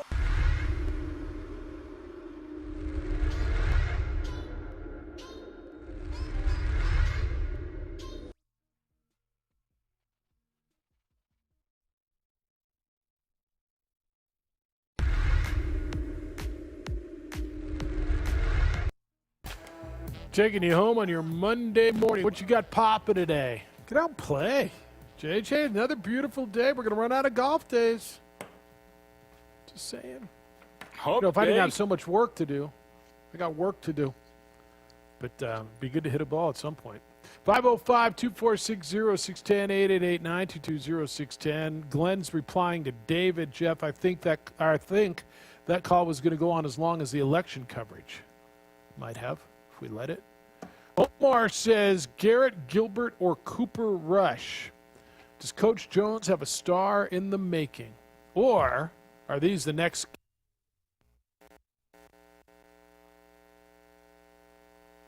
Was he a Cowboy quarterback at some point? Possibly. All right. You decided... I've got quarterbacks starting this week. Jake Luton for Jacksonville. And who do you tell me now? Is it Garrett Bortles, Rush, Cooper, Garrett Gilbert, Danucci? Who's starting? Garrett Gilbert or Cooper Rush to be determined because you got to keep Pittsburgh on edge. All right. What's enough points for you to take the Cowboys this weekend? You said 24.5 yesterday. Is that still the number? 24.5. I would take the Cowboys if it's 24. If you're giving me 24 points, I'd take Dallas. What if it was 19.5 like the Jets were getting last week against the Steelers? You taking 19.5? I'd take the Steelers. Yeah, me too. Me too. And the last I saw it was 13.5. Like, I want to run down to the casino and take that. Yeah. I wish I could bet on my phone. I'd do that right now. Micah, that's your proud football team. I mean, how you feeling about Ben DiNucci, Gilbert, Rush, or Rush to DiNucci, the benching, Cooper, Gilbert, Bortles? What? The only point spread I'd take the Cowboys this weekend is if it was over 30. 30? Well, you're not getting that. I mean, you're screw that. Yeah. Yeah. I'm just you guys. What was it with the Jets? You guys were like, oh, no way they get that one, and I was like, yes. All right, so what for you? Any idea? Doesn't matter. I'm looking to see if there's a line on the Cowboys, because, I mean, it's just such a lopsided game, it feels like. I just don't see how you couldn't just go nuts on it. I see a line here. Like, this one, that sportsbook's not giving me a line anywhere. ESPN's where are you getting them? ESPN's still saying 13 and a half, yeah. It seems so low. That's low. All right, so I got... Especially when you have the Cowboys that are 0-8 against the spread. Which, by the way, is insanity. Pittsburgh, Dallas. This is just... Yeah, it's 13.5 everywhere. What don't we know? Tell me what I don't know, because usually... I mean, that scares you, right? When you're sitting here saying, I need 24.5 to bet on a team, and everywhere I look, it's 13.5, so it feels like it would be stealing. Garrett right? Doesn't Gilbert it feel like champion. betting the Steelers? What do I know? Garrett Gilbert's champion. I told you. Champion of what? So was Dwight Howard. They I don't claim- know who told me he was a champion. Dwight Howard's a champion now. He's got that ring, suckers. He is now. Steve He is Spurrier now, told me that what was it, AAF? Yeah, AAF. When they folded, they claimed a championship. Garrett Gilbert was the That's Orlando great. quarterback. So his claim is he's a champion and thus 13 points. So that's what I don't know. So that's what I don't know.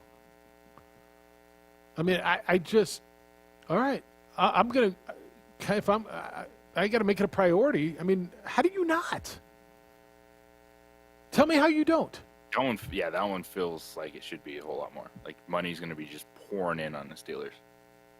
Like, I'll bet the local casinos have it at 16.5. If everybody else has it at 13.5, there's probably a lot of money coming in, like at Isleta. And I don't know if you could. Can you look the Isleta sportsbook online? Is that something that's available to us? I'll find it if it is. But all right. So what do I got tonight? Which action jumps out to you? Which match? Yeah.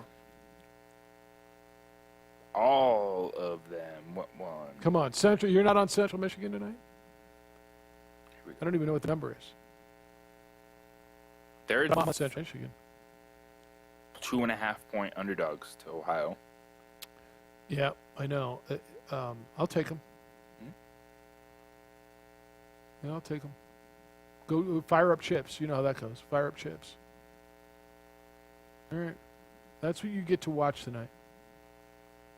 Either that or you don't have election results. Like, when do you stop watching election results? Howard said he stayed up all night. Like, at what point do they, you're just waiting. Okay, another county reported, and it went 47-50.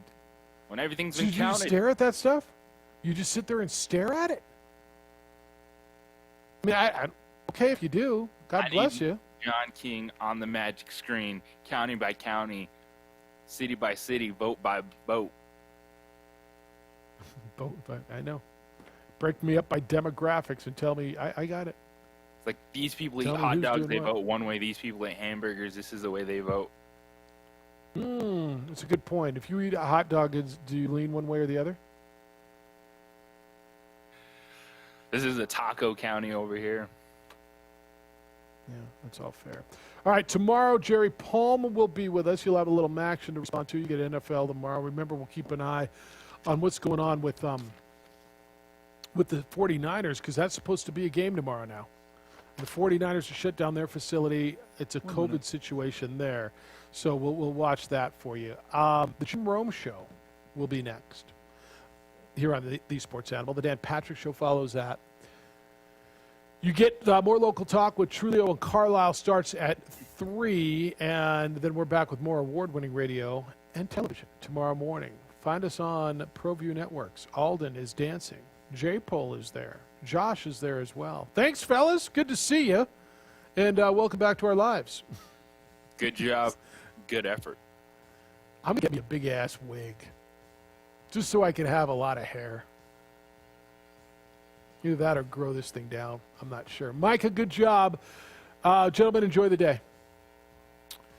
Be good to each other, please. Be kind, loving, caring, and sharing. We'll smell you tomorrow.